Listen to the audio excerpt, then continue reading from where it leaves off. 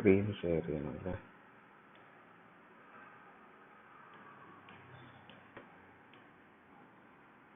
Okay, ഇന്നലെ എഴുതിയ മാതിരി തന്നെ നമുക്ക് എഴുതണം. Point of difference. ഓക്കെ, നിങ്ങൾ എഴുതിക്കോളൂ. Point of difference sale hire purchase. ഇത് എക്സാമിന് ചോദിക്കുന്ന ക്വസ്റ്റ്യൻ ആണ്. ഓക്കെ, അപ്പൊ ആദ്യത്തെ ഡിഫറൻസ് നിങ്ങൾ പോയിന്റ് ഓഫ് ഡിഫറൻസ് എന്താ എഴുതേണ്ടതെന്ന് വെച്ച് കഴിഞ്ഞാൽ ട്രാൻസ്ഫർ ഓഫ് പ്രോപ്പർട്ടി. മറ്റേതിൽ പറഞ്ഞ പോലെ തന്നെ ട്രാൻസ്ഫർ ഓഫ് പ്രോപ്പർട്ടി എങ്ങനെ അഫക്ട് ചെയ്യും. Transfer of property in the goods, അതായത് ട്രാൻസ്ഫർ ഓഫ് ഓണർഷിപ്പ്. എന്തായിരിക്കും ഡിഫറൻസ്? സെയിലിന് നമ്മൾ ഓൾറെഡി പഠിച്ചു കഴിഞ്ഞാൽ, സെയിലിനെ പറ്റി നിങ്ങൾക്ക് എല്ലാം ഓൾറെഡി അറിയാം. അതുകൊണ്ട് ഇത് പെട്ടെന്ന് മറ്റേടത്ത് കോപ്പി അടിച്ചാൽ മതി ഇമ്മീഡിയറ്റ്ലി. ഓക്കെ, ഒരു സെയിലിൽ എന്താ സംഭവിക്കുന്നത്? ഇമ്മീഡിയറ്റ് ആയിട്ട് ഓണർഷിപ്പ് ട്രാൻസ്ഫർ ആവും. ഹയർ പർച്ചേസിൽ പ്രോപ്പർട്ടി ഇൻ ദ ഗുഡ്സ്, അതായത് ഓണർഷിപ്പ് എന്ന് പറയുന്നത് തന്നെയാണ് property in the goods. Property in the goods hire പർച്ചേസിൽ എപ്പോഴാണ് ട്രാൻസ്ഫർ ആവുന്നത്? പെട്ടെന്ന് പറയും, എന്തെങ്കിലും ഒരു ക്ലൂ. അതെ, after all instalments have been paid. After all instalments are paid. എല്ലാ ഇൻസ്റ്റാൾമെന്റ്സും പേ ചെയ്ത് കഴിയുന്ന ആ നിമിഷം ഈ ഗുഡ്സിന്റെ ഓണർഷിപ്പ് ഇങ്ങോട്ടേക്ക് മാറി. അപ്പൊ അത് കഴിഞ്ഞു. അടുത്തത് ട്രാൻസ്ഫർ ഓഫ് ടൈറ്റിൽ. ടൈറ്റിൽ എപ്പോഴാണ് മാറുന്നത്?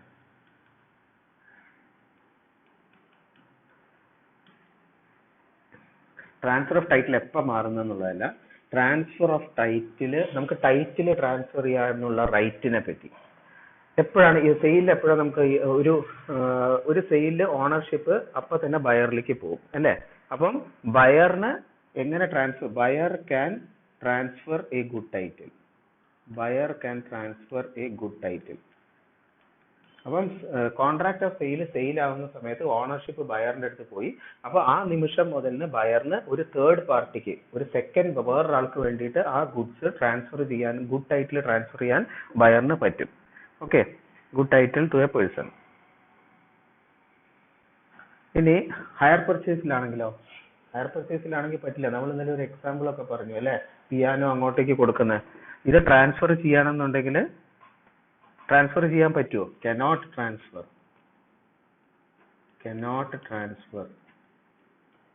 Okay, cannot transfer good title higher purchase ആണെങ്കിൽ.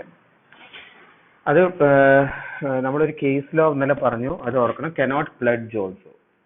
പ്ലഡ്ജ് ചെയ്യാനും പറ്റില്ല. ഓക്കെ, ഇത് കുറച്ച് ഡീറ്റെയിൽ ആയിട്ട് എഴുതണം നിങ്ങൾ. അതായത് until the last instalment is paid. Hire പർച്ചേസിൽ ഗുഡ് ടൈറ്റിലും ട്രാൻസ്ഫർ ചെയ്യാൻ പറ്റില്ല, പ്ലഡ്ജും ട്രാൻസ്ഫർ ചെയ്യാൻ പറ്റില്ല. എന്നിട്ട് പ്ലഡ്ജിന്റെ ബ്രാക്കറ്റിൽ ആ കേസ് ലോ എഴുതുക. അതിന്റെ പേര് ഹെൽബി വേഴ്സസ് മാത്യൂസ്. ഇതാണ് ആ കേസ് ലോ. ഓക്കെ, ഇനി മൂന്നാമത്തെ പോയിന്റ് ആണ് പൊസിഷൻ ഓഫ് ദ ബയർ. ബയറിന്റെ സ്റ്റേറ്റസിനെ പറ്റിയാണ് പറയുന്നത്. Position of the buyer. ബയറിന്റെ ആ പൊസിഷൻ, ലീഗൽ പൊസിഷൻ ആണ് ഉദ്ദേശിക്കുന്നത്. ഒരു സെയിൽ നടക്കുന്ന സമയത്ത് ഓണർഷിപ്പ് ബയറിലേക്ക് മാറിയത് കൊണ്ട് legal position of the buyer is the owner of the goods. പക്ഷെ ഒരു ഹയർ പർച്ചേസ് എഗ്രിമെന്റിൽ ബയറിന്റെ ലീഗൽ പൊസിഷൻ എന്താണ്? ഞാൻ ഇന്നലെ പറഞ്ഞു. ബെയിലി മാത്രമല്ല, bailee with an option to buy. Bailee with an option to buy. അയാൾക്ക് ആ ബൈ ചെയ്യാനുള്ള ഒരു ഓപ്ഷൻ ഉണ്ട്. അയാൾ കറക്റ്റ് ടൈമിൽ കറക്റ്റ് പൈസ എല്ലാ മാസവും കൊടുക്കുകയാണെന്നുണ്ടെങ്കിൽ end of the last payment അയാൾ അതിന്റെ ഓണർഷിപ്പ് ഇയാളിലേക്ക് മാറും. ഓക്കെ, അതാണ് പൊസിഷൻ ഓഫ് ദ ബയർ. ഇനി അടുത്തത് option to terminate the contract. Option to terminate the contract.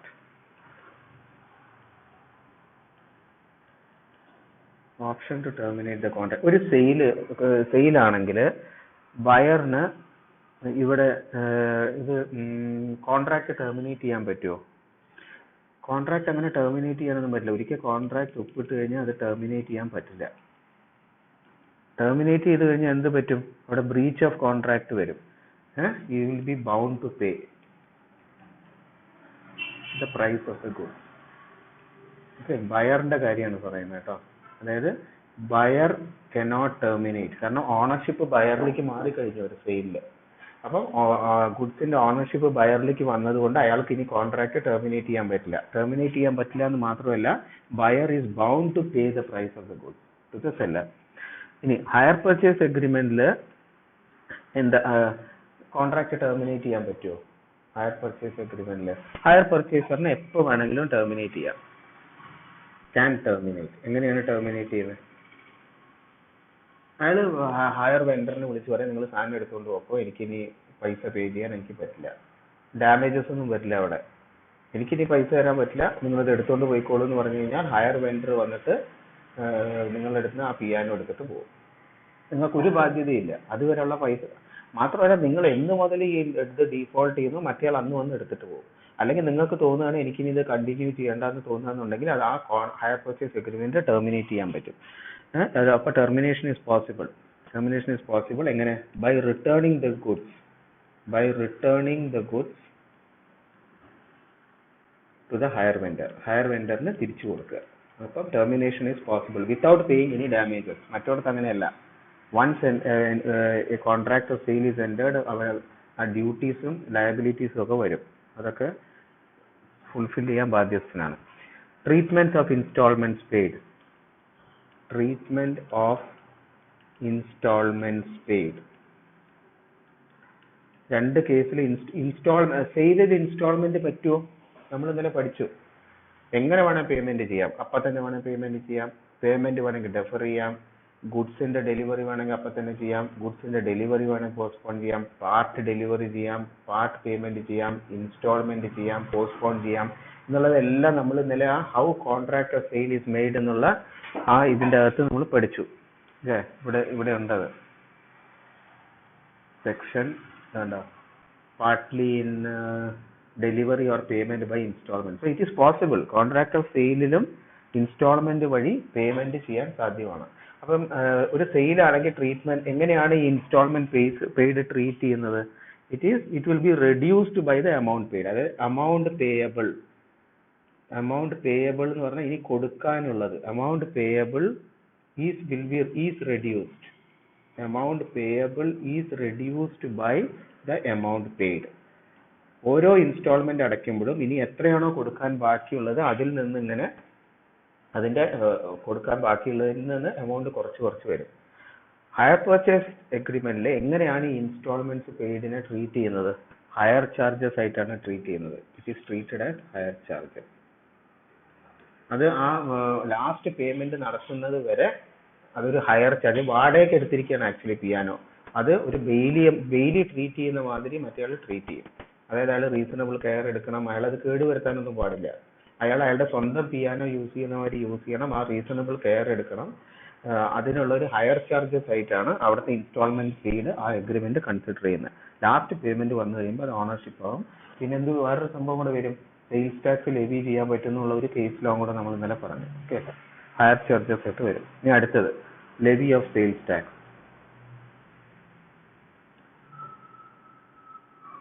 Levy of sales tax.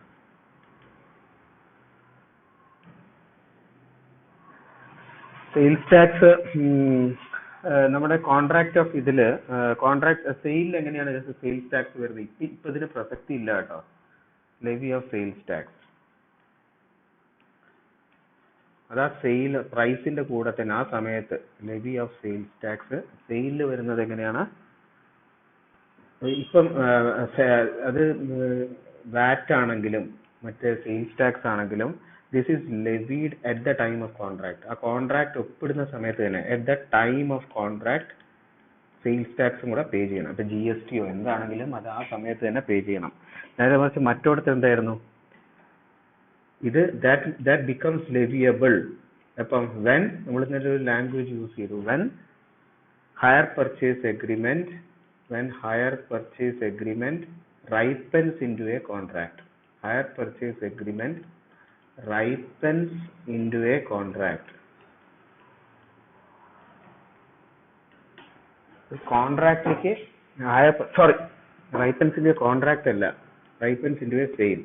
അതൊരു സെയിലായിട്ട് റൈപ്പൻ ചെയ്യുന്നത് എപ്പോഴാണ്? ലാസ്റ്റ് ഇൻസ്റ്റാൾമെന്റ് പേ ചെയ്യുന്ന സമയത്ത് ആ ഹയർ പർച്ചേസ് അഗ്രിമെന്റ് ഒരു സെയിലായിട്ട് മാറി. അപ്പൊ ആ ഓണർഷിപ്പ് അയാൾക്ക് മാറി. സെയിൽ എന്ന് പറഞ്ഞാൽ എന്താ? നമ്മൾ ഇന്നലെ പറഞ്ഞു അഗ്രിമെന്റ് ടു സെൽ എപ്പോഴാണ് സെയിൽ ആവുന്നത്? ആ ലാപ്സ് ഓഫ് ഫിക്സ്ഡ് ടൈം കഴിയുമ്പോൾ പിന്നെ ആ condition subject with the transfer in property of the goods, ownership മാറുന്നതിന് വേണ്ടി ഒരു കണ്ടീഷൻ പറഞ്ഞിട്ടുണ്ടാവും. ആ കണ്ടീഷൻ ഫുൾഫിൽ ചെയ്യുമ്പോൾ അഗ്രിമെന്റ് ടു സെല്ല് സെയിൽ ആവുമെന്ന് പറഞ്ഞു. അതേപോലെ തന്നെ ഇവിടെ ആ ലാസ്റ്റ് ഇൻസ്റ്റാൾമെന്റ് പേ ചെയ്ത് കഴിയുമ്പോൾ ഈ hire purchase agreement will ripen into a sale. Sale എന്ന് പറഞ്ഞാൽ ഓണർഷിപ്പ് മാറി. സെയിൽ എന്ന് പറഞ്ഞാൽ ഇമ്മീഡിയറ്റ് ട്രാൻസ്ഫർ ഓഫ് ഓണർഷിപ്പ് ആണ്. ഇത് എഴുതിയിട്ട് ഇവിടെ കേസ് ലോയും കൂടെ എഴുതുക. ഏതായിരുന്നു ഇത്? നമ്മൾ ഇന്നലെ പറഞ്ഞതാ, KL Johar and company versus deputy commissioner of income tax, deputy commercial tax officer, deputy commercial tax officer. ഇതാണ് കേസ് ലോ. ആ കേസ് ലോയിൽ നിന്നാണ് ഇത് വന്നത്. ഓക്കെ, ഇനി അടുത്തത് insolvency of the purchaser.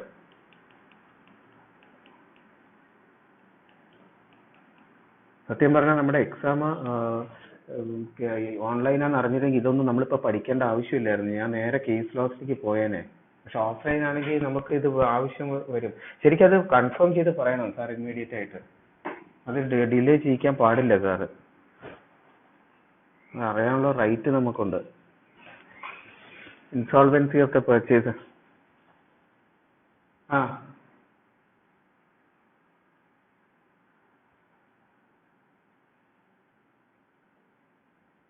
S A വരികയാണെങ്കിൽ അല്ലല്ല എസ് എ വരികയാണെങ്കിൽ സാർ ഈ പറയുന്ന ഇതിനൊന്നും ഒരു ന്യായവും ഇല്ല.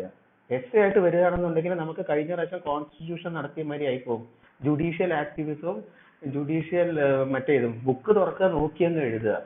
അപ്പൊ പ്രോബ്ലം ആയിരിക്കും.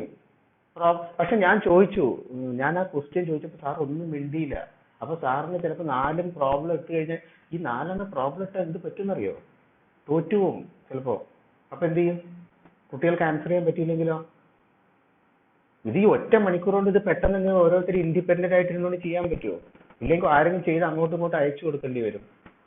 എങ്ങനെയാണ് ഈ 4 പ്രോബ്ലംസ് ഇട്ട് കഴിഞ്ഞാല് നിങ്ങൾക്ക് തോന്നുന്നുണ്ടോ നമ്മുടെ ക്ലാസ്സിൽ എല്ലാ കുട്ടികൾക്കും ഒരു ഓപ്പൺ ബുക്ക് സമ്മതിച്ചാൽ വരെ അവർ ആൻസർ ചെയ്യാൻ പറ്റുമെന്ന്? ഞാൻ നിങ്ങൾക്ക് ബേറാച്ച് കയ്യിൽ തന്നു, പ്രോബ്ലംസ് 4 ഡിഫൈൻ ചെയ്തു. നിങ്ങളെ കൊണ്ട് ചെയ്യാൻ പറ്റുമോ? എനിക്ക് തോന്നുന്നില്ല നമ്മുടെ ക്ലാസ്സിലെ കുട്ടികൾക്ക് ചെയ്യാൻ പറ്റുമെന്ന്. എന്ത് ചെയ്യുന്ന വെച്ച് കഴിഞ്ഞാൽ അവരത് മറ്റേ ചാറ്റ് GPT ഇടും. എന്നിട്ട് അത് എന്താന്ന് എഴുതി വെച്ചാൽ അവരത് നോക്കി എഴുതും. അപ്പൊ ആ കേസ് ലോസ് അതിൻ്റെ അകത്ത് വരില്ല. അപ്പൊ അതുകൊണ്ടാണ് സാർ അത് തുറന്ന് പറയാൻ ഞാൻ 4 പ്രോബ്ലംസ് ഇട്ട് കഴിഞ്ഞാൽ ആ ക്ലാസ്സിൽ ഒരുപാട് കുട്ടികൾ തോറ്റുപോയില്ലേ? അതുകൊണ്ട് ചിലപ്പോ 1 2 ഇത് അപ്പൊ ആൾക്കാർ കുട്ടികൾ വെറുതെ നോക്കിയാൽ കോപ്പി അടിക്കും. എന്താണെന്ന് അറിയില്ല, ഇതിങ്ങനെ ഹാങ്ങിങ് ഇൻ ദ ബാലൻസ് ആണ്. അത് എന്താണെന്ന് ആർക്കും ഒരു ഐഡിയ ഇല്ല. സത്യം പറഞ്ഞാൽ സാറിന് അത് ഓഫ്ലൈൻ ആക്കുന്ന ഒരു അടുത്ത ആഴ്ചത്തേക്കോ വല്ലതും മാറ്റാവുന്നതേ ഉള്ളൂ. അത് October 3 എന്തെങ്കിലും മാറ്റി കഴിഞ്ഞ് കഴിഞ്ഞാൽ, അല്ലെങ്കിൽ ഇത് കൺഫേം ചെയ്ത് സാറ് പറയും. അല്ല, ക്വസ്റ്റ്യൻ പേപ്പറിന്റെ പാറ്റേൺ നമുക്ക് അറിയണ്ടേ? നമ്മളിപ്പോ യൂണിവേഴ്സിറ്റി എക്സാമിന്റെ പാറ്റേൺ നമുക്ക് അറിയില്ലേ? അതേമാതിരി സാർ എങ്ങനെയാണ് ക്വസ്റ്റ്യൻ പേപ്പർ ഇടേണ്ടത് എന്നുള്ളത് നമുക്ക് അറിയാനൊരു റൈറ്റ് ഉണ്ട്. സാർ നമുക്ക് പറഞ്ഞു തരണം, this is A pattern of question paper. അത് പറയാതെ നമ്മുടെ മോഡ് ഓഫ് പ്രിപ്പറേഷൻ ഇതൊന്നും ഇപ്പൊ നമ്മൾ ഡിസ്കസ് ചെയ്യേണ്ട കാര്യമില്ല. എക്സാം കഴിഞ്ഞിട്ട് ഡിസ്കസ് ചെയ്താൽ മതിയായിരുന്നു. ഇതെന്തിനാ ഈ ഡിഫറൻസ് ഡിസ്കസ് ചെയ്യുന്നത്? ഇപ്പോ ഈ സമയം നമുക്ക് മാക്സിമം കേസ് ലോസ് നോക്കായിരുന്നു. അതാണ് അത് എന്താന്ന് വെച്ച് കഴിഞ്ഞാൽ ഞാൻ അതുകൊണ്ടാണ് ഞാൻ സാറോട് ചോദിച്ചത്. ഞാൻ ജെനുവിൻ ആയിട്ടുള്ള ഒരു ക്വസ്റ്റ്യനാണ് ചോദിച്ചത്. സാറേ പാറ്റേൺ എന്തായിരിക്കും? 4 ഓൺലൈൻ പ്രോബ്ലം ക്വസ്റ്റ്യൻസ് ആയിരിക്കും. സാർ ഒന്നും വേണ്ടിയില്ല, അത് ഞാനിപ്പോ പറയുന്നില്ല എന്നാ പറഞ്ഞു. പക്ഷെ സാറ് പറയണം.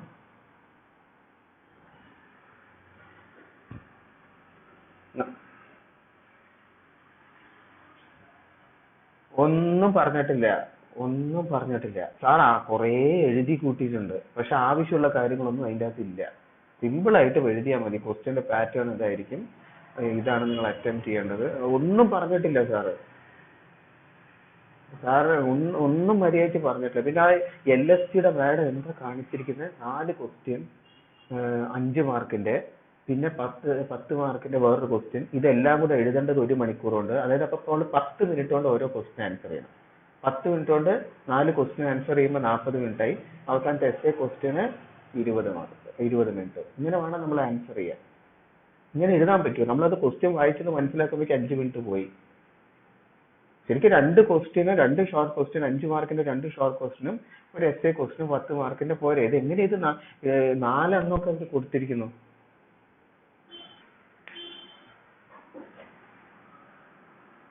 എനിക്കറിയില്ല. അത് സാറോട് ചോദിച്ചു കഴിഞ്ഞാൽ സാർ അങ്ങോട്ട് എന്താ പറയാ ഭയങ്കര റിജിഡ് ആയിട്ട് നിൽക്കുകയാണ്. ഇല്ല ഞാൻ പറയില്ല, ഞാൻ എന്ത് ചെയ്യാൻ, അത് സാറ് പറയേണ്ടതായിരുന്നു. പിന്നെ പിന്നെ വെച്ചാൽ ആർക്കും അങ്ങനെ മെജോറിറ്റി അവിടെ ആർക്കും അങ്ങനെ വലിയ ഐഡിയ ഒന്നും ഇല്ലാത്തതുകൊണ്ട് എന്ത് വരെ വന്നാലും അവർ ഫേസ് ചെയ്യാൻ അവർ തയ്യാറാണ്. അതാണ് ഇതിൻ്റെ അകത്തെ വേറൊരു പ്രശ്നം. എന്താ വെച്ച് കഴിഞ്ഞാൽ എന്താന്നുള്ളത് നമുക്ക് അതിന്റെ തലേ ദിവസം ആലോചിക്കാം എന്നുള്ളതാണ് അവിടുത്തെ മെജോറിറ്റി. ഒരു 90% കുട്ടികളുടെ ഐഡിയ എന്താണെന്ന് വെച്ച് കഴിഞ്ഞാൽ അത് നമുക്ക് അന്ന് ആലോചിക്കാം. അന്ന് എക്സാം ചൊവ്വാഴ്ച, തിങ്കളാഴ്ച രാത്രി നമുക്ക് ആലോചിക്കാം എന്താ വേണ്ടതെന്നുള്ളത്. അങ്ങനെയാണ് അവിടുത്തെ ഒരു ജനറൽ ടെൻഡൻസി. അതുകൊണ്ടാണ് ആരും ഒന്നും ക്ലാസ്സിൽ ചോദിക്കാത്തത്. മുൻകൂട്ടി പ്ലാൻ ചെയ്ത് ചെയ്യുന്ന കുട്ടികൾക്കല്ലേ ഇതൊക്കെ അറിയാനും എന്താ ചെയ്യേണ്ടതെന്നുള്ളതും എങ്ങനെ പഠിക്കണം എന്നുള്ളതിന്റെ ഒക്കെ ആ മോഡ് ഓഫ് പ്രിപ്പറേഷൻ ഒക്കെ അതിനനുസരിച്ചല്ലേ തീരുമാനിക്കുക.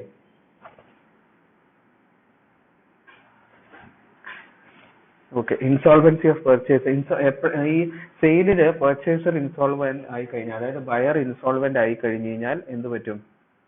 ബയർ ഇൻസോൾവെന്റ് ആയി കഴിഞ്ഞാൽ സെയിലില് ഇത് നമ്മൾ ഇന്നലെ ഡിസ്കസ് ചെയ്ത ബയർ ഇൻസോൾവെന്റ് ആയി. പക്ഷെ സെയിലിൽ ഓണർഷിപ്പ് എവിടെ പോയി? ബയറിന്റെ അടുത്തേക്ക് പോയി. ഓണർഷിപ്പ് ബയറിന്റെ അടുത്താണ്. അപ്പൊ പൈസ കൊടുക്കാൻ ബയർ ബാധ്യസ്ഥനാണ്. പക്ഷെ ബയർ ഇൻസോൾവെന്റ് ആയി പോയി. അപ്പൊ ഈ സെല്ലറിന് ആകെയുള്ള റെമഡി എന്താന്ന് വെച്ച് കഴിഞ്ഞാൽ, ബയർ ഇൻസോൾവെന്റ് ആയതുകൊണ്ട് അവർക്ക് ഒഫീഷ്യൽ അസൈനി അല്ലെങ്കിൽ ഒഫീഷ്യൽ റിസീവർ വന്നിട്ടുണ്ടാവും, അയാളെടുത്ത് പൈസ മേടിക്കുക. പക്ഷെ റേറ്റബിൾ ഡിവിഡൻഡ് ആയിട്ട് കിട്ടും. അയാളെ എത്രയോ ഉള്ള വെച്ചാൽ അത് അതിനനുസരിച്ച് മേടിക്കാം. ഇവിടെ റേറ്റബിൾ ഡിവിഡൻഡ് ആണ്. ഇനി ഹയർ പർച്ചേസ് എഗ്രിമെന്റിൽ ഇപ്പൊ പിയാനോ മേടിച്ച് വെച്ചിരിക്കുന്ന ആൾ ഇൻസോൾവെന്റ് ആയി പോയി, ഒരു പ്രശ്നമില്ല, മറ്റേ ആൾ വന്നിട്ട് അത് എടുത്തിട്ട് പോകും, അത്രേ ഉള്ളൂ. Higher vendor can take his goods back. Higher vendor can take his goods back. Last one, ഇത് ഒരുപക്ഷെ നിങ്ങൾക്ക് അറിയാൻ വഴിയില്ല, ഇത് നമ്മൾ പഠിക്കാൻ പോകുന്നേ ഉള്ളൂ. What about implied conditions and warranty? Implied conditions and warranty ഇനി പഠിക്കാൻ പോകുന്ന ഒരു ടോപ്പിക്കാണ്. അതായത് ഒരു അഗ്രിമെന്റ് ടു സെല്ലും ഒരു സെയിലും ആണെങ്കിലും നിയമം അറ്റാച്ച് ചെയ്യുന്ന ആ സെയിലിനോട് അറ്റാച്ച് ചെയ്യുന്ന കുറെ കണ്ടീഷൻസും ഉണ്ട്, കുറെ വാറണ്ടി ഉണ്ട്. ഇത് ഇംപ്ലൈഡ് എന്ന് പറയാൻ കാരണം ബൈ ഇംപ്ലിക്കേഷൻ ഓഫ് ലോ. ഒരു ബയറും സെല്ലറും കൂടെ ഒരു കോൺട്രാക്ട് ഓഫ് സെയിൽ ഒപ്പിടുന്ന സമയത്ത്, അത് സെയിലാണെങ്കിലും ശരി, അത് അഗ്രിമെന്റ് ടു സെല്ലാണെങ്കിലും ശരി, നിയമം automatically by implication of law ഈ കോൺട്രാക്ട് ഓഫ് സെയിലിനോട് കൂടി അറ്റാച്ച് ചെയ്യും ചില കണ്ടീഷൻസും ചില വാറണ്ടീസും. എന്താണ് കണ്ടീഷൻ, എന്താണ് വാറണ്ടി എന്നുള്ളത് അടുത്തതിൽ പഠിക്കാൻ പോകുന്നേ ഉള്ളൂ. ഇവര് രണ്ടുപേരും എക്സ്പ്രസ് ആയിട്ട് ഒന്നും എഴുതി ചേർത്തില്ലെങ്കിലും ബൈ ഇംപ്ലിക്കേഷൻ ഓഫ് ലോ ചില കണ്ടീഷൻസും ചില വാറണ്ടീസും ഓട്ടോമാറ്റിക്കലി ഈ കോൺട്രാക്ട് ഓഫ് സെയിലിനോട് കൂടി അറ്റാച്ച് ചെയ്യും. ഓക്കെ, അപ്പൊ there are implied, ഇവിടെ there are implied conditions and warranties ഇവിടെ. പക്ഷെ this is not incorporated. അങ്ങനെ ഒരു സംഭവം ഒന്നും ഇവിടെ ഹയർ പർച്ചേസ് അഗ്രിമെന്റിൽ ഇല്ല. ഹയർ പർച്ചേസ് അഗ്രിമെന്റ് മേടിക്കുമ്പോൾ ഹയർ പർച്ചേസ് അഗ്രിമെന്റിൽ ഇങ്ങനെ ഒരു ഇംപ്ലൈഡ് കോൺട്രാക്ട് ആൻഡ് വാറണ്ടി എന്ന് പറഞ്ഞൊരു സാധനമൊന്നും by law implication of law നിയമം ഓട്ടോമാറ്റിക്കലി ബൈ ഇംപ്ലിക്കേഷനോട് കൂടി അങ്ങനെയൊന്നും അറ്റാച്ച് ചെയ്യുന്ന പരിപാടിയില്ല. ഓക്കെ, അപ്പൊ ആ ഡിഫറൻസ് കഴിഞ്ഞു. ഇനി അടുത്തത് നമുക്ക് നോക്കേണ്ടത് ഇമ്പോർട്ടൻ്റ് ആയിട്ടുള്ള കാര്യം ഏതാ? കോൺട്രാക്ട്. ഇപ്പൊ നമ്മൾ സെക്ഷൻ 5 സെക്ഷൻ 6 കഴിഞ്ഞു. ഓക്കെ, അതിന്റെ മുമ്പ് ചില കാര്യങ്ങൾ നമ്മൾ അറിഞ്ഞിരിക്കണം നമ്മൾ മുന്നോട്ട് പോകുന്നതിന്റെ മുമ്പ്. നമ്മുടെ ക്ലാസ്സിൽ ഇപ്പോൾ ഒരു കുട്ടിയുടെ ബർത്ത്ഡേ ആണെന്ന് വെക്കുക. അപ്പോൾ നമ്മൾ ക്ലാസ്സിലേക്ക് ഒരു കേക്ക് മേടിക്കാൻ തീരുമാനിച്ചു. അപ്പോൾ നമ്മുടെ ക്ലാസ് റെപ്രസെന്റേറ്റീവും കുറച്ച് പേരും കൂടെ അടുത്തുള്ള ബേക്കറി പോയപ്പോൾ അവിടെ കേക്ക് സെലക്ട് ചെയ്യാൻ വേണ്ടി പോയി നിൽക്കുക. അപ്പോൾ അവിടെ ഒരു ഗ്ലാസിന്റെ അകത്ത് കുറെ കേക്ക് വെച്ചിരിക്കുന്നതായിട്ട് കണ്ടു. ആ കേക്ക് ഡെലിവറബിൾ സ്റ്റേറ്റിലാണോ എന്നാണ് എൻ്റെ ക്വസ്റ്റ്യൻ. കേക്ക് മേടിക്കാൻ പോയി, അവിടെ ഗ്ലാസ്സിൽ ഇങ്ങനെ കുറെ കേക്ക് വെച്ചിട്ടുണ്ട്. അതിൽ ഒരു കേക്ക്, ആ കേക്ക്സ് എല്ലാം വെച്ചിരിക്കുന്നത് ഡെലിവറബിൾ സ്റ്റേറ്റിലാണോ? അതൊരു ഗുഡാണ്, എന്തായാലും അത് ഗുഡ്സിന്റെ ക്ലാസിഫിക്കേഷനിൽ വരും, because it is A movable property. അപ്പം ആ മേടിക്കാൻ പറഞ്ഞോളൂ.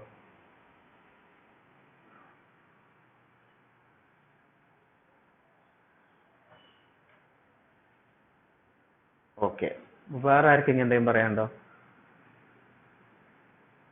ധർമ്മലേച്ചി പറഞ്ഞതിനോട് എഗ്രി ചെയ്യുന്നുണ്ടോ? ഡെലിവറബിൾ സ്റ്റേറ്റിലാണെന്നാണ് പറഞ്ഞത്. നിങ്ങൾ രണ്ടുപേരും പറയൂ, എന്തെങ്കിലും പറയൂ, നിങ്ങൾക്ക് എന്ത് വേണേ പറയാം. നിങ്ങൾ പറയുന്നതൊന്നും ഇതിന്റെ അകത്ത് റെക്കോർഡഡ് ആവില്ല. അതല്ല, പഴയതല്ല എന്ന് നമുക്ക് വിചാരിക്കാം. നമ്മൾ കാണുന്നുണ്ടല്ലോ എന്തായാലും. പഴയതല്ല, നമുക്ക് നമ്മൾ നോക്കി ഈ വഴി. ഇല്ല ഇല്ല, അതുമല്ല, നമ്മൾ നോക്കി, നമ്മൾ ടേസ്റ്റ് ചെയ്ത് വരെ നോക്കി നോക്കി അതിന്റെ ഒരു സാമ്പിള് ഡെലിവറബിൾ ആണ്. ഇനി പ്രവിത പറഞ്ഞോളൂ.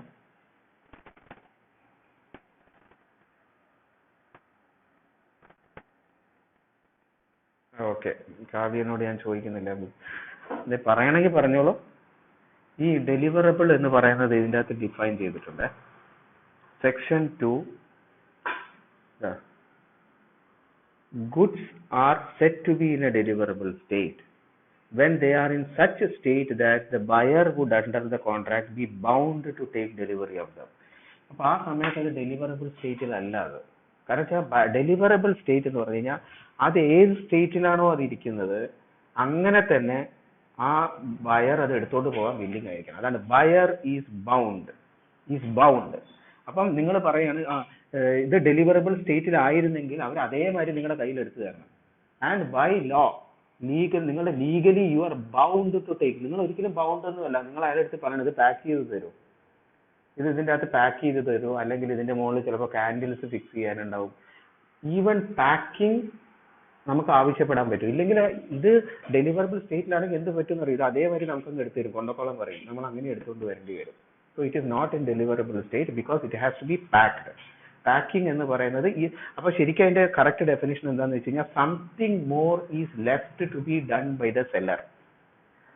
Something more is left to be done by the seller. ഇതിനിപ്പോ ക്ലാസ്സിൽ സാറ് പറഞ്ഞൊരു എക്സാമ്പിൾ, ലാപ്ടോപ്പ് മേടിക്കാൻ പോയി ഓപ്പറേറ്റിംഗ് സിസ്റ്റം ഇൻസ്റ്റാൾ ചെയ്തിട്ടില്ല. അതാണ് സാറ് പറഞ്ഞ എക്സാമ്പിൾ. അപ്പൊ അതിന്റെ അകത്ത് ഓപ്പറേറ്റിംഗ് സിസ്റ്റം കൂടി ഇൻസ്റ്റാൾ ചെയ്യാനുണ്ട്. അപ്പൊ ആ ലാപ്ടോപ്പ് ഡെലിവറബിൾ സ്റ്റേറ്റിലാണോ? അല്ല, because the buyer is not bound to take delivery. അതിന്റെ അകത്ത് ഒരു ഓപ്പറേറ്റിംഗ് സിസ്റ്റം ഇൻസ്റ്റാൾ ചെയ്യണം. അതായത് വിൻഡോസോ ലിനക്സോ എന്തെങ്കിലും ഇൻസ്റ്റാൾ ചെയ്ത് കഴിയുമ്പോഴേ ബയർക്ക് ഇതുകൊണ്ട് ഗുണമുള്ളൂ. അപ്പം അത് ഇൻസ്റ്റാൾ ചെയ്ത് കഴിയുമ്പോൾ അത് ഡെലിവറബിൾ സ്റ്റേറ്റിലാവും. ഇനി ഇതേമാതിരി ബേക്കറി നമ്മൾ സാധനം കേക്ക് മേടിക്കാൻ പോകുമ്പോൾ നമുക്ക് അങ്ങനെ we are not bound to take it as it. Something more is to be done by the by the seller. അതെന്താണ്? അവരത് പാക്ക് ചെയ്ത് നമുക്ക് വേറെ എന്തെങ്കിലും പേര് എഴുതാനുണ്ടെങ്കിലോ അങ്ങനെ എന്തെങ്കിലുമൊക്കെ ഒരുപാട് കാര്യങ്ങൾ അവർക്ക് ചെയ്യാനുണ്ടാവും. ഇനി there is something more to be done, so it is not in deliverable state. Okay, അപ്പൊ നമ്മൾ ബൗണ്ട് ഒന്നുമല്ല.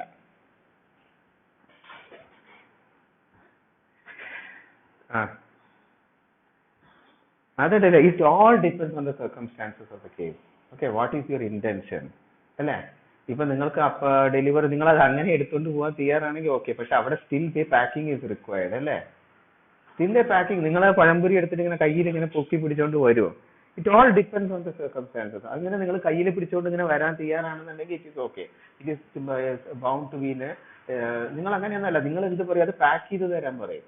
ഏത് സാധനമാണെങ്കിലും നിങ്ങളത് അതേസമയം ഇപ്പൊ നിങ്ങളത് കഴിക്കാൻ വേണ്ടി അവിടുന്ന് തന്നെ കഴിക്കാൻ വേണ്ടി മേടിക്കാൻ വെക്കുക, അപ്പൊ that is in deliverable state. ഇപ്പൊ ഒരു ബേക്കറിയിൽ പഴംപൊരി വെച്ചിട്ടുണ്ട്, നിങ്ങൾ അത് എടുക്കൂന്ന് പറഞ്ഞു കഴിഞ്ഞാൽ നിങ്ങൾക്ക് അത് അവിടെ ഇരുന്ന് തന്നെ കഴിക്കാനാണെന്നുണ്ടെങ്കിൽ അതാണ് നിങ്ങളുടെ ഇന്റൻഷൻ എങ്കിൽ ആ pazhampori is in a deliverable state. കാരണം there is nothing to be done by the buyer. അയാൾക്ക് അത് എടുത്തങ്ങ് തന്നാൽ മതി. അയാൾക്ക് എന്ത് ചെയ്താൽ മതി? ജസ്റ്റ് ഡെലിവർ ചെയ്താൽ മതി. എന്താണ് delivery? Voluntary transfer of possession. അയാൾക്ക് ആ പഴംപൊരി ജസ്റ്റ് വോളണ്ടറി നിങ്ങളുടെ കയ്യിലേക്ക് എടുത്തു തന്നാൽ മതി, അതിന്റെ പൊസഷൻ നിങ്ങളുടെ കയ്യിലേക്ക് മാറ്റി തന്നാൽ മതി. There is nothing to be done by the buyer. നിങ്ങൾ അവിടെ ഇരുന്ന് കഴിക്കാനാണ് നിങ്ങളുടെ ഉദ്ദേശമെങ്കിൽ. പക്ഷെ നിങ്ങൾക്ക് വീട്ടിലോട്ട് കൊണ്ടുപോകാനാണെന്നുണ്ടെങ്കിൽ that has to be packed. അപ്പൊ there is something more to be done by the buyer, so it is only in a deliverable state. It depends on what the intention of the buyer is. Okay, ഇനി buyer എന്താണ്? ബയറിന് ഇങ്ങനെ define ചെയ്തിരിക്കുന്നത് who buys or agrees to by. Okay, അത് മറക്കരുത്. By മാത്രമല്ല, നമ്മൾ സാധാരണ ബയർ ആരാന്ന് ചോദിച്ചു കഴിഞ്ഞാൽ ആരാണ് ബൈ? അഗ്രീസ് ടു ബൈ ആണ്. കാരണം നമുക്കൊരു സെയിലും ഉണ്ട്, ഒരു അഗ്രിമെന്റ് ടു സെല്ലും ഉണ്ട്. അപ്പൊ സ്വാഭാവികമായിട്ടും ഒരു to buy or agree to buy, അതേമാതിരി തന്നെ to sell or agree to sell, അങ്ങനെ രണ്ട് സംഭവങ്ങളുണ്ടാവും. ഇവിടെ സെല്ലർ എന്താന്ന് ഇവിടെ ഡിഫൈൻ ചെയ്തിട്ടുണ്ടാവും. Who sells or agrees to sell. Okay, അപ്പൊ ഇതെല്ലാം മനസ്സിലായല്ലോ. പ്രോപ്പർട്ടി നമ്മൾ ഇന്നലെ ഡിഫൈൻ ചെയ്തു. ഇനി ഇമ്പോർട്ടന്റ് ആയിട്ടുള്ള മാത്രം ഡിഫൈൻ ചെയ്യാം. ഇനി അടുത്ത ഇമ്പോർട്ടന്റ് ആയിട്ടുള്ള സംഭവമാണ് what is meant by specific goods and future goods. Okay, specific goods എന്താണ്? ഫ്യൂച്ചർ ഗുഡ്സ് എന്താ, എത്ര ടൈപ്പ് ഗുഡ്സ് ഉണ്ട്, അതാണ് അടുത്ത ഇമ്പോർട്ടൻ്റ് ആയിട്ടുള്ള ഒരു ഭാഗം. ആ ഭാഗം വായിക്കുന്നത് എവിടെയാണിത് ഡയറാക്റ്റിൽ അറ്റാച്ച് ചെയ്തിരിക്കുന്നതെന്ന് വെച്ചാൽ അടുത്ത സെക്ഷൻ 6. 4 ഉം 5 ഉം നമ്മൾ ഇന്നലെ ഡിസ്കസ് ചെയ്തു. 6ലേക്കാണ് ഇനി പോകുന്നത്. ഇവിടെയാണ് ക്ലാസിഫിക്കേഷൻ ഓഫ് ഗുഡ്സ് എന്ന് പറഞ്ഞ സംഭവം വരുന്നത്. ഈ ഗുഡ്സിന് ഇതിന് പേരെന്താണ്? Subject matter of the contract. Subject matter of the contract എന്ന് പറഞ്ഞാൽ എന്താ? ഒരു കോൺട്രാക്ട് ഓഫ് സെയിലിലെ സബ്ജക്ട് മാറ്റർ എന്താണ്? ഗുഡ്സ് ആണ്. ഗുഡ്സ് എത്ര തരത്തിലുണ്ട്? ഗുഡ്സിന് ഒരുപാട് ഇത് പറയുന്നുണ്ട്. ഒന്ന് ഇതിന്റെ ക്ലാസിഫിക്കേഷൻ എങ്ങനെയൊക്കെ പറയാം.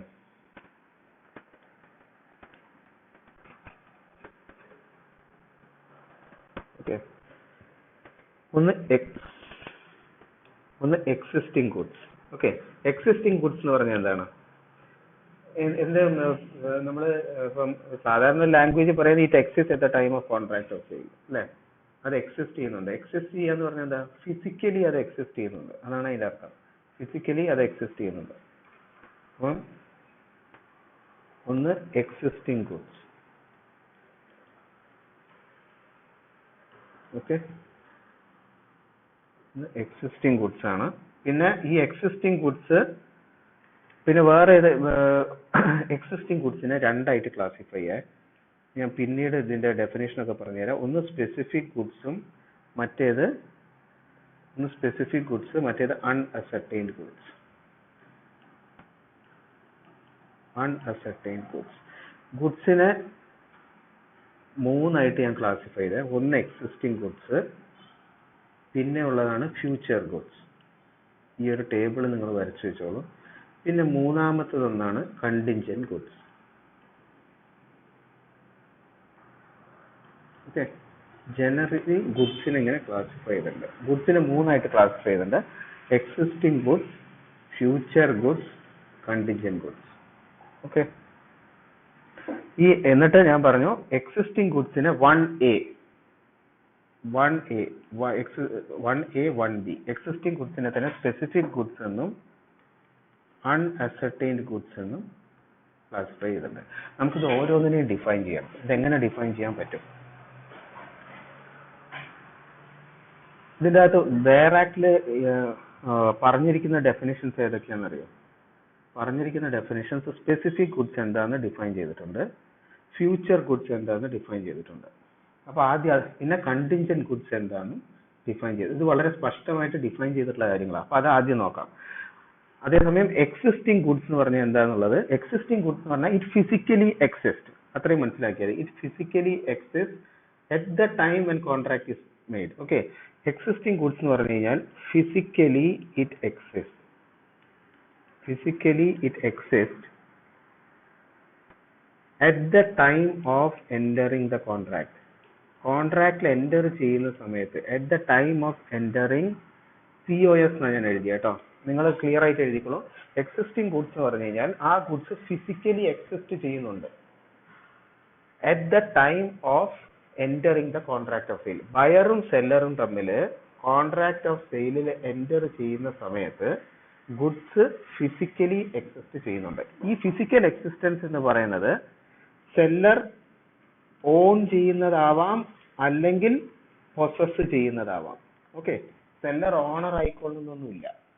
But it physically exist at the time of entering the contract of sale. അതാണ് എക്സിസ്റ്റിംഗ് ഗുഡ്സ് എന്ന് പറഞ്ഞാൽ. എക്സിസ്റ്റിംഗ് ഗുഡ്സ് എന്ന് പറഞ്ഞു കഴിഞ്ഞാൽ കോൺട്രാക്ട് ഓഫ് സെയിൽ എൻറ്റർ ചെയ്യുന്ന സമയത്ത് ഗുഡ്സ് ഫിസിക്കലി എക്സിസ്റ്റ് ചെയ്യണം. സെല്ലർ അതിന്റെ ഓണർ ആവാം അല്ലെങ്കിൽ അത് സെല്ലറിന്റെ പൊസഷനിലാവാം. ഇത് ഈ കണ്ടീഷൻസ് എല്ലാം സാറ്റിസ്ഫൈ ചെയ്തു കഴിഞ്ഞാൽ അത് എക്സിസ്റ്റിംഗ് ഗുഡ്സ് ആയി. ഇപ്പോൾ ഒരു ഉദാഹരണത്തിന് പറയാം. ഒരു ഉദാഹരണം പറയാൻ, ഇപ്പോൾ ഒരു ഓൺഡ് ബൈ ദ സെല്ലർ, ഇപ്പോൾ ഒരു എക്സിസ്റ്റിംഗ് ഗുഡ് സെല്ലർ ഓൺ ചെയ്യുന്നതിനുള്ള ഒരു എക്സാമ്പിൾ ആണ്. പക്ഷെ അയാളുടെ പൊസഷനിലില്ല. അതായത് ഇപ്പോൾ പ്ലെഡ്ജ് ചെയ്തിരിക്കുകയെന്ന് വെച്ചോളൂ. എൻ്റെ അടുത്ത് കുറച്ച് ഗുഡ്സ് ഉണ്ട്, പക്ഷെ ഞാനത് പ്ലെഡ്ജ് ചെയ്ത് വെച്ചിരിക്കുക, അതായത് പണയം വെച്ചിരിക്കുക. ഞാനാണ് അതിന്റെ ഓണർ, അതിന്റെ പൊസഷൻ എൻ്റെ അടുത്തില്ല, പക്ഷെ അത് ഞാൻ പണയം വെച്ചിട്ട് ഞാൻ കുറച്ച് പൈസ എടുത്തിരിക്കുക. അത് എക്സിസ്റ്റിംഗ് ഗുഡിന്റെ കാറ്റഗറിയിൽ വരും. മനസ്സിലായോ? അതായത് സെല്ലർ ഇവിടെ ഈ സെല്ലറിന്റെ ഗുഡ്സ് ആണ്, അയാളാണ് അതിന്റെ ഓണർ, പക്ഷെ പൊസഷൻ അയാളില്ല. It is owned by the seller. Okay, it is owned by the seller, പക്ഷെ അത് പ്ലഡ്ജ് ചെയ്തിരിക്കുകയാണ്, അത് വേറൊരു സ്ഥലത്ത് പണയം വെച്ചിരിക്കുകയാണ്. It comes under the definition of existing good. ഇനി വേറൊരു എക്സാമ്പിൾ എക്സിസ്റ്റിംഗ് ഗുഡിന്റെ, നിങ്ങൾ അത് എഴുതി വെച്ചോളൂ കേട്ടോ. അതായത് pledged goods which have been pledged. ഞാൻ എഴുതുന്നില്ല, നിങ്ങൾ ആ എക്സിസ്റ്റിംഗ് ഗുഡിന് ഒരു എക്സാമ്പിൾ എഴുതിക്കോളൂ. അതായത് goods pledged, goods which have been pledged. Okay, അതൊരു എക്സാമ്പിൾ ആണ്. കാരണം എക്സാമ്പിൾ വെച്ച് പറഞ്ഞാലേ നിങ്ങൾക്ക് അത് മനസ്സിലാവുള്ളൂ. അതായത് എക്സിസ്റ്റ് ചെയ്യുന്നുണ്ട്, ഫിസിക്കലി ഇറ്റ് എക്സിസ്റ്റ്, അങ്ങനെ സാധനം എക്സിസ്റ്റ് ചെയ്യുന്നുണ്ട്. ഓണർ ഞാനാണോ? അതെ. പൊസഷൻ എൻ്റെ അടുത്താണോ? അല്ല, അത് പ്ലഡ്ജിന്റെ അടുത്തിരിക്കുക. But it is an existing good. രണ്ടാമത്തത് goods let on hire. Goods let on hire, അതായത് എൻ്റെ കാറ്, ഒരു കാറ് വാടകയ്ക്ക് കൊടുത്തിരിക്കുക, അല്ലെങ്കിൽ ഹയർ ചെയ്യാൻ കൊടുത്തിരിക്കുക. ഓണർ ഞാനാണോ? അതെ. പൊസഷൻ എൻ്റെ അടുത്തുണ്ടോ? ഇല്ല. ഫിസിക്കലി എക്സിസ്റ്റ് ചെയ്യുന്നുണ്ടോ? എക്സിസ്റ്റ് ചെയ്യുന്നുണ്ട്. So it still comes under existing good. Okay, ഇനി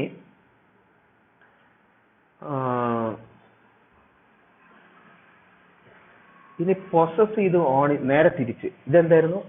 ഓൺ ചെയ്യുന്നുണ്ട് പക്ഷെ പൊസസ് ചെയ്യുന്നില്ല.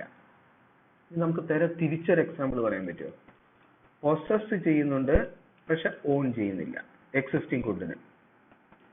ഞാൻ എല്ലാം പറയുന്ന എക്സിസ്റ്റിംഗ് ഗുഡാണ് കേട്ടോ. എക്സിസ്റ്റിംഗ് ഗുഡില് പൊസസ് ചെയ്യുന്നുണ്ട് പക്ഷെ ഓൺ ചെയ്യുന്നില്ല. പൊസസ് ചെയ്യുന്നുണ്ട്, ഓൺ ചെയ്യുന്നില്ല. അതിനൊരു എക്സാമ്പിൾ പറയാൻ പറ്റുമോ?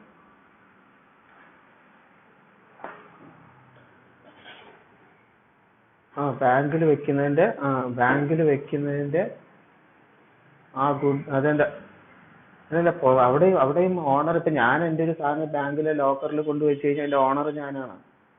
അവിടെ ഓണർ ഞാനാണ്, ബാങ്ക് ബെയിലി ആയിട്ട് ആക്ട് ചെയ്യാണ്, ബാങ്കിന്റെ അടുത്താണ് പൊസിഷൻ. പക്ഷെ അത് ഇവിടെ വരുന്നതാണത്. ഇപ്പൊ നെഹല പറഞ്ഞത് ഓൺ ചെയ്യുന്ന കാര്യം. അപ്പൊ നിങ്ങൾ നിങ്ങളുടെ മാല കൊണ്ട് ബാങ്കിൽ ലോക്കറിൽ വെക്കുമ്പോൾ നിങ്ങളാണ് അതിന്റെ ഓണർ, പൊസിഷൻ നിങ്ങളുടെ അടുത്തില്ല. അപ്പൊ നിങ്ങൾ പറഞ്ഞ എക്സാമ്പിൾ ഞാൻ ഇവിടെ എഴുതണം. ഞാൻ തിരിച്ചാ ചോദിക്കുന്നത്. നിങ്ങളുടെ കയ്യിൽ സാധനമുണ്ട് പക്ഷെ നിങ്ങൾ ഓണർ അല്ല, ഫിസിക്കലി എക്സിസ്റ്റ് ചെയ്യുന്നുണ്ട്, അപ്പൊ അത് എക്സിസ്റ്റിംഗ് ഗുഡാണ്. അപ്പൊ സപ്പോസ് നിങ്ങളാണ് പ്ലഡ്ജി എങ്കിൽ ഞാൻ എൻ്റെ മാല തിരിച്ച് തന്നെ, നേരെ ഇതിന്റെ തിരിച്ച്. ഓക്കെ, അതെ, കറക്റ്റ് അതന്നെ. അതിന്റെ നേരെ ഓപ്പോസിറ്റ്. അതായത് ഇപ്പൊ ഞാൻ എൻ്റെ മാല നെഹലയ്ക്ക് പണയം വെച്ചു, നെഹല എനിക്ക് 100 രൂപ തന്നു. അപ്പം ഇതിന്റെ നിങ്ങളുടെ ഭാഗത്ത് ചിന്തിക്കുന്ന സമയത്ത് പൊസഷൻ നിങ്ങളുടെ കയ്യിലുണ്ട് പക്ഷെ ഓണർ നിങ്ങളാണോ? അല്ല. ഓക്കെ, അപ്പം ഈ എക്സിസ്റ്റിംഗ് ഗുഡ് വരുന്നത് ഇതിന്റെ നേരെ just opposite. Sale by a pledge, sale by pledgee. Okay, അതായത് ഇപ്പൊ നിങ്ങളുടെ അടുത്ത് ഞാൻ പണയം വെച്ചിട്ട് ഞാൻ നിങ്ങളുടെ അടുത്ത് 100 രൂപ മേടിച്ചു. ആ മാല നിങ്ങൾ വിൽക്കുന്ന സമയത്ത് അത് എക്സിസ്റ്റിംഗ് ഗുഡാണോ? എക്സിസ്റ്റിംഗ് ഗുഡാണ്. കാരണം അത് ഫിസിക്കലി എക്സിസ്റ്റ് ചെയ്യുന്നുണ്ടോ? ഉണ്ട്. നിങ്ങൾ ഓണർ ആണോ? അല്ല. പക്ഷെ നിങ്ങളുടെ പൊസിഷനിലാണോ? അതെ. അപ്പൊ so it comes under existing good. ഇനി വേറൊരു എക്സാമ്പിളും കൂടി ഉണ്ട്, അതിപ്പോ നിങ്ങൾക്ക് പറഞ്ഞാൽ മനസ്സിലാവുമെന്ന് അറിയില്ല. Sale by a mercantile agent. അത് നമുക്ക് പഠിക്കാനുണ്ട് സെക്ഷൻ 27-ല്. Sale by a mercantile agent. Mercantile agent എന്താണെന്നുള്ളതും ഇതിന്റെ അകത്ത് ഡിഫൈൻ ചെയ്തിട്ടുണ്ട്.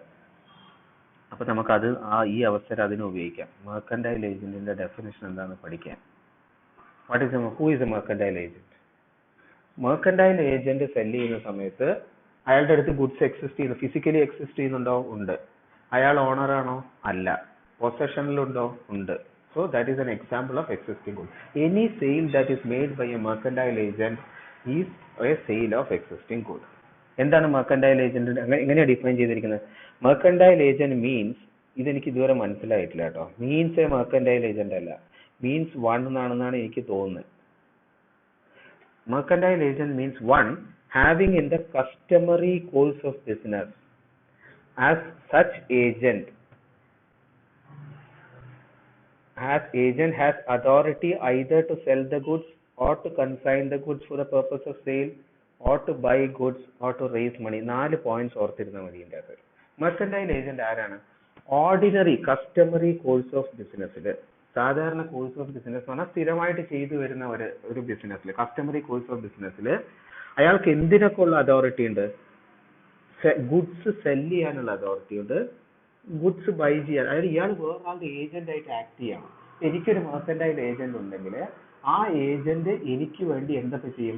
In the ordinary course of ബിസിനസ്സിൽ എനിക്ക് വേണ്ടി അയാൾ ഗുഡ്സ് സെല് ചെയ്യാൻ തയ്യാറാണ്. ഹി ഹാസ് ഗോട്ട്, എനിക്ക് വേണ്ടി തയ്യാറാണെന്നല്ല, അയാൾക്ക് അതോറിറ്റി ഉണ്ട്. ആ ഏജന്റിന് അതോറിറ്റി ഉണ്ട്. അയാൾ എന്റെ മെർക്കന്റൈൽ ഏജന്റ് ആണെങ്കിൽ അയാൾക്ക് അതോറിറ്റി ഉണ്ട്. എന്തിനുള്ള അതോറിറ്റി ഉണ്ട്? ഗുഡ്സ് വിൽക്കാനുള്ള അതോറിറ്റി ഉണ്ട്, എനിക്ക് വേണ്ടി ഗുഡ്സ് മേടിക്കാനുള്ള അതോറിറ്റി ഉണ്ട്, പിന്നെ ഒന്നുകിൽ സെല് ചെയ്യുക അല്ലെങ്കിൽ consign the goods for the purposes of the sale. Consign ചെയ്യാന്ന് പറഞ്ഞു കഴിഞ്ഞാൽ അതിനുള്ള കാര്യങ്ങളൊക്കെ ചെയ്യുക. അതായത് സെയിലിന്റെ പേർപ്പസിന് വേണ്ടിയിട്ട് ഗുഡ്സ് കൺസൈൻ ചെയ്യുക, അതിനുള്ള അറേഞ്ച്മെന്റ്സ് ഒക്കെ ചെയ്യുക. വേറൊരു റൈറ്റും കൂടി ഉണ്ട്, raise money on the security of goods.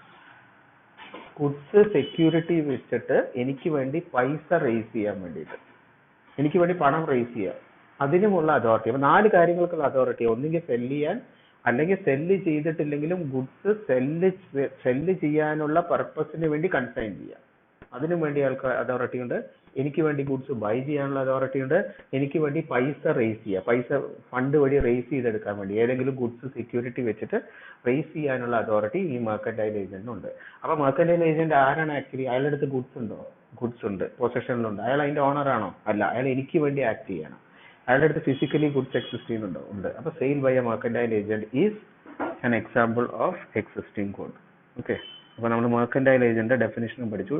Subsection 2(9) അത് വരുന്നത്. ഓക്കെ, അപ്പൊ എക്സിസ്റ്റിംഗ് ഗുഡ് എന്താണെന്നുള്ളത് നിങ്ങൾക്ക് ക്ലിയർ ആയി ഉണ്ടാവും. ഇനി ഈ എക്സിസ്റ്റിംഗ് ഗുഡിൽ 2 സംഭവങ്ങൾ വരാം. ഒന്ന് സ്പെസിഫിക് ഗുഡും അൺഅസർട്ടൈൻ ഗുഡും. സ്പെസിഫിക് ഗുഡ് ഭയങ്കര എളുപ്പമാണ്, കാരണം ആക്ടിൽ ഡയറക്റ്റ് ആയിട്ട് പറഞ്ഞിട്ടുണ്ട്. ആക്ടിൽ എന്താ പറഞ്ഞിരിക്കുന്നത്? Specific goods. സ്പെസിഫിക് ഗുഡ്സ് മനസ്സിലാക്കേണ്ടത്, ഇതിന്റെ മെയിൻ ആയിട്ട് ശ്രദ്ധിക്കേണ്ടത് at the time of contract of sale ആണ്. At the time a contract of sale is made. ബയറും സെല്ലറും കൂടെ കോൺട്രാക്ട് ഓഫ് സെയിൽ ഉണ്ടാക്കുന്ന സമയത്ത്, ആ സമയത്ത് തന്നെ അവര് ഐഡന്റിഫൈ ചെയ്തിരിക്കണം, അഗ്രി ചെയ്തിരിക്കണം. ഓക്കെ, അവര് രണ്ടുപേരും ചേർന്ന്, സെല്ലറും ബയറും കൂടെ മ്യൂച്വൽ കൺസെന്റോട് കൂടി, means goods identified and agreed upon. അവർ രണ്ടുപേരും, അതായത് ഇപ്പോൾ ഒരു എക്സാമ്പിൾ, ഞാൻ നന്ദിലത്ത് ജി മാർട്ടിൽ പോയി, എന്നിട്ട് അവിടെ പോയിട്ട് എനിക്കൊരു ടി വി മേടിക്കണം. അപ്പം ഞാനാണ് ബയർ, അവിടുത്തെ ആളാണ് അതിന്റെ ഓണർ. ഒരാൾ എൻ്റെ അടുത്തേക്ക് വരും, എന്നിട്ട് അയാളുടെ അടുത്ത് ഞാൻ പറയണം, എനിക്ക് സോണി ടി വി വേണം, ഇത്ര ഇഞ്ച് ആയിരിക്കണം, LED ആയിരിക്കണം, ഇത്ര ഇഞ്ച് ആയിരിക്കണം, ഇതായിരിക്കണം മോഡല്. അപ്പൊ അയാൾ എനിക്ക് കുറച്ച് മോഡലൊക്കെ കാണിച്ചു തന്നു. ഞാൻ അവിടുന്ന് സെലക്ട് ചെയ്തു, എനിക്ക് ഈ ടി വി തന്നെ വേണം. അപ്പൊ ഈവൺ അതിന്റെ മോഡൽ നമ്പറും അതിന്റെ എല്ലാം സ്പെസിഫൈ ചെയ്ത് കഴിഞ്ഞു. അപ്പൊ ഞാനും ആ നന്ദിലത്ത് അവരും തമ്മിൽ ഗുഡ്സ് ഐഡന്റിഫൈ ചെയ്തു, എനിക്ക് ഈ ടി വി തന്നെ വേണം, ഈ മോഡല്, ഈ ഇത്ര ഇഞ്ച് ഉള്ളത്, ഈ മോഡൽ നമ്പർ, ഈവൺ ആ നമ്പർ വരെ ഞാൻ അവിടെ സെലക്ട് ചെയ്ത് കഴിഞ്ഞു. അപ്പം അതൊരു സ്പെസിഫിക് ഗുഡാണ്. അപ്പൊ അത് എക്സിസ്റ്റിംഗ് ഗുഡാണോ? അതെ. അത് എക്സിസ്റ്റ് ചെയ്യുന്നുണ്ടോ? അയാളുടെ അടുത്ത് ഉണ്ട്, ഫിസിക്കലി എക്സിസ്റ്റ് ചെയ്യുന്നുണ്ട്. നന്ദിലത്തുകാർ അതിന്റെ ഓണർ ആണോ? അതെ. അപ്പം അത് എക്സിസ്റ്റിംഗ് ഗുഡ്സിന്റെ ക്ലാസിഫിക്കേഷനിൽ വരുമെന്ന് മാത്രമല്ല, ഞാനും അയാളും, ബയറും സെല്ലറും കൂടെ ഐഡന്റിഫൈ ചെയ്ത് കഴിഞ്ഞു. ഐഡന്റിഫൈ ചെയ്തു എന്ന് മാത്രമല്ല, അത് അഗ്രി ചെയ്യുകയും ചെയ്തു. എന്തിന്? At the time the contract of sale. അപ്പൊ ഞാൻ അയാളുടെ അടുത്ത് പറയണം, ആ ഒരു കോൺടാക്ട് ഓഫ് ദ പാർട്ടീസിലൂടെ അത് അവിടെ ഒരു കോൺട്രാക്ട് ഓഫ് സെയിൽ ഫോം ചെയ്ത് കഴിഞ്ഞു. Okay, that is meant by specific goods. ഇനി അൺഅസർട്ടൈൻഡ് ഗുഡ്സ് എന്താണ്? സ്പെസിഫിക് ഗുഡ്സ് എളുപ്പമാണ്, ഇത് ഐഡന്റിഫൈഡ് ആൻഡ് അഗ്രി. പറഞ്ഞോളൂ.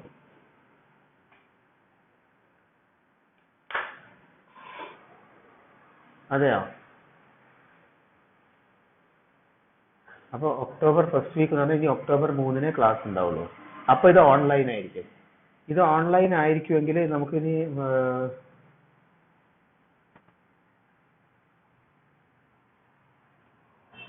ഓക്കെ, അങ്ങനെ അജയ് സാർ പറഞ്ഞോ?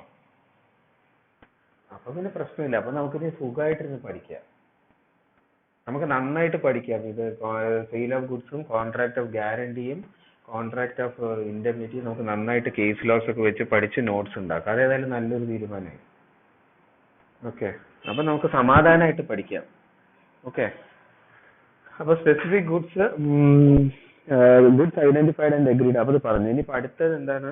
അൺഅസർട്ടൈൻഡ് ഗുഡ്സ് എന്താണ്?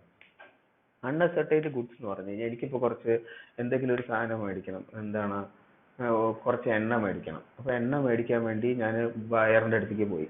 അപ്പൊ അയാളുടെ ഒരു പെർട്ടിക്കുലർ സൺഫ്ലവർ ബ്രാൻഡ് ഓയിൽ വേണമെന്ന് വിചാരിക്കുക. അപ്പൊ ഞാനത് അതിന്റെ സ്പെസിഫിക് ആയിട്ട് ആ ഡീൽ ചെയ്യുന്ന ആളെടുത്ത് പോയി. അപ്പൊ അയാളുടെ ഗോഡൌണിൽ കുറെ 1 ലിറ്ററിന്റെ കുറേ സൺഫ്ലവർ ഓയിലിന്റെ ക്യാൻസ് ഇങ്ങനെ വെച്ചിട്ടുണ്ട്, ഒരു 1000 എണ്ണം വെച്ചിട്ടുണ്ട്. അപ്പൊ ഞാൻ അയാളുടെ അടുത്ത് പറയാണ് എനിക്ക് ഈ 1000 എണ്ണത്തിൽ നിന്ന് ഒരു 100 എണ്ണം വേണം, ഓക്കെ, ഒരു 100 ടിൻ എനിക്ക് വേണം എന്ന് പറയുന്ന സമയത്ത് അത് അൺഅസർട്ടൈൻഡ് ഗുഡ്സ് ആണ്. ഓക്കെ, അപ്പൊ അൺഅസർട്ടൈൻഡ് ഗുഡ്സ് എന്ന് പറയുന്നതും എക്സിസ്റ്റിംഗ് ഗുഡ്സിന്റെ അണ്ടറിൽ വരും. കാരണം ആ സമയത്ത് കോൺട്രാക്ടർ സെയിൽ ഉണ്ടാക്കിയ ആ ഒരു സമയത്ത് ഗുഡ്സ് എക്സിസ്റ്റ് ചെയ്യുന്നുണ്ടോ, ആ സെല്ലറിന്റെ അടുത്ത് എക്സിസ്റ്റ് ചെയ്യുന്നുണ്ട്. ഓക്കെ, അയാളാണോ അതിന്റെ ഓണർ? ആണ്. ഓണർ അല്ലെങ്കിൽ അയാളുടെ പൊസഷനിലുണ്ടോ, അല്ലെങ്കിൽ ചിലപ്പോൾ മാർക്കൻഡൈൽ ഏജന്റ് ആയിരിക്കും. ഏതെങ്കിലും രീതിയിൽ ഒന്നുകിൽ അയാളുടെ ഓണർഷിപ്പോ പൊസഷനോ ഉണ്ടോ, ഉണ്ടെങ്കിൽ എക്സിസ്റ്റിംഗ് ഗുഡായി. നമ്മളിവിടെ ഐഡന്റിഫൈഡ് ആൻഡ് അഗ്രി അപ്പോൺ ചെയ്തിട്ടുണ്ടോ? ഇല്ല. ഐഡന്റിഫൈ ആൻഡ് അഗ്രീഡ് അപ്പോൺ ചെയ്തിട്ടില്ലാത്തത് കൊണ്ട് അത് സ്പെസിഫിക് ഗുഡ്സ് അല്ല. ഞാൻ എന്താ പറഞ്ഞത്, എനിക്ക് ഇതിന്റെ അകത്തുനിന്ന് ഒരു 10 ടിൻ എനിക്ക് വേണം. ഗോഡൌണിൽ 100 ടിൻ ഇരിക്കുന്നുണ്ട്. അയാൾ എനിക്ക് ഒന്ന് ഗോഡൌൺ കാണിച്ചു തന്നു, അവിടെ 100 ടിൻ ഇരിക്കുന്നു. ഞാൻ പറയുന്നു എനിക്ക് ഇതിന്റെ അകത്തുനിന്ന് 10 എണ്ണം വേണം. ഓക്കെ, അത് പറഞ്ഞ് ഞാൻ പോയി, അയാൾ അയച്ചു തരാമെന്നും പറഞ്ഞു. അപ്പൊ ആക്ച്വലി ആ കോൺട്രാക്ടർ സെയിൽ അവിടെ എന്താ ശരിക്കും അൺഅസർട്ടൈൻഡ് ഗുഡ്സിനുള്ള ഒരു കോൺട്രാക്ട് ആണ് അവിടെ നടന്നത്. അപ്പൊ അൺഅസർട്ടൈൻഡ് ഗുഡ്സിനെ എങ്ങനെ ഡിഫൈൻ ചെയ്യും? അൺഅസർട്ടൈൻഡ് ഗുഡ്സിനെ ഡിഫൈൻ ചെയ്തിരിക്കുന്നത് നമ്മള് ഇവിടെ ഞാൻ ഷോർട്ട് ആയിട്ടൊന്ന് എഴുതട്ടെ, അപ്പൊ ആ ഡിഫറൻസ് മനസ്സിലാവും. അതായത് identified and agreed upon at the time contract of sale is made. ഇതെന്തായിരുന്നു? ഇത് സ്പെസിഫിക് ഗുഡ്സ് ആണ്. Specific goods. ഞാൻ അൺഅസർട്ടൈൻഡ് ഗുഡ്സ് ആണ് നോക്കാൻ പോകുന്നത്. അൺഅസർട്ടൈൻഡ് ഗുഡ്സ്. അൺഅസർട്ടൈൻഡ് ഗുഡ്സ് എന്ന് പറഞ്ഞു കഴിഞ്ഞാൽ എങ്ങനെ ഡിഫൈൻ ചെയ്യും? അൺഅസർട്ടൈൻഡ് ഗുഡ്സ് എന്ന് പറഞ്ഞു കഴിഞ്ഞാൽ നോട്ട് ഐഡന്റിഫൈഡ്. ആ വ്യത്യാസം മനസ്സിലായോ? ഇവിടെ ഐഡന്റിഫൈ ചെയ്തിട്ടുണ്ട്, ഇവിടെ നോട്ട് ഐഡന്റിഫൈഡ് ആണ്. Okay, not identified and agreed upon.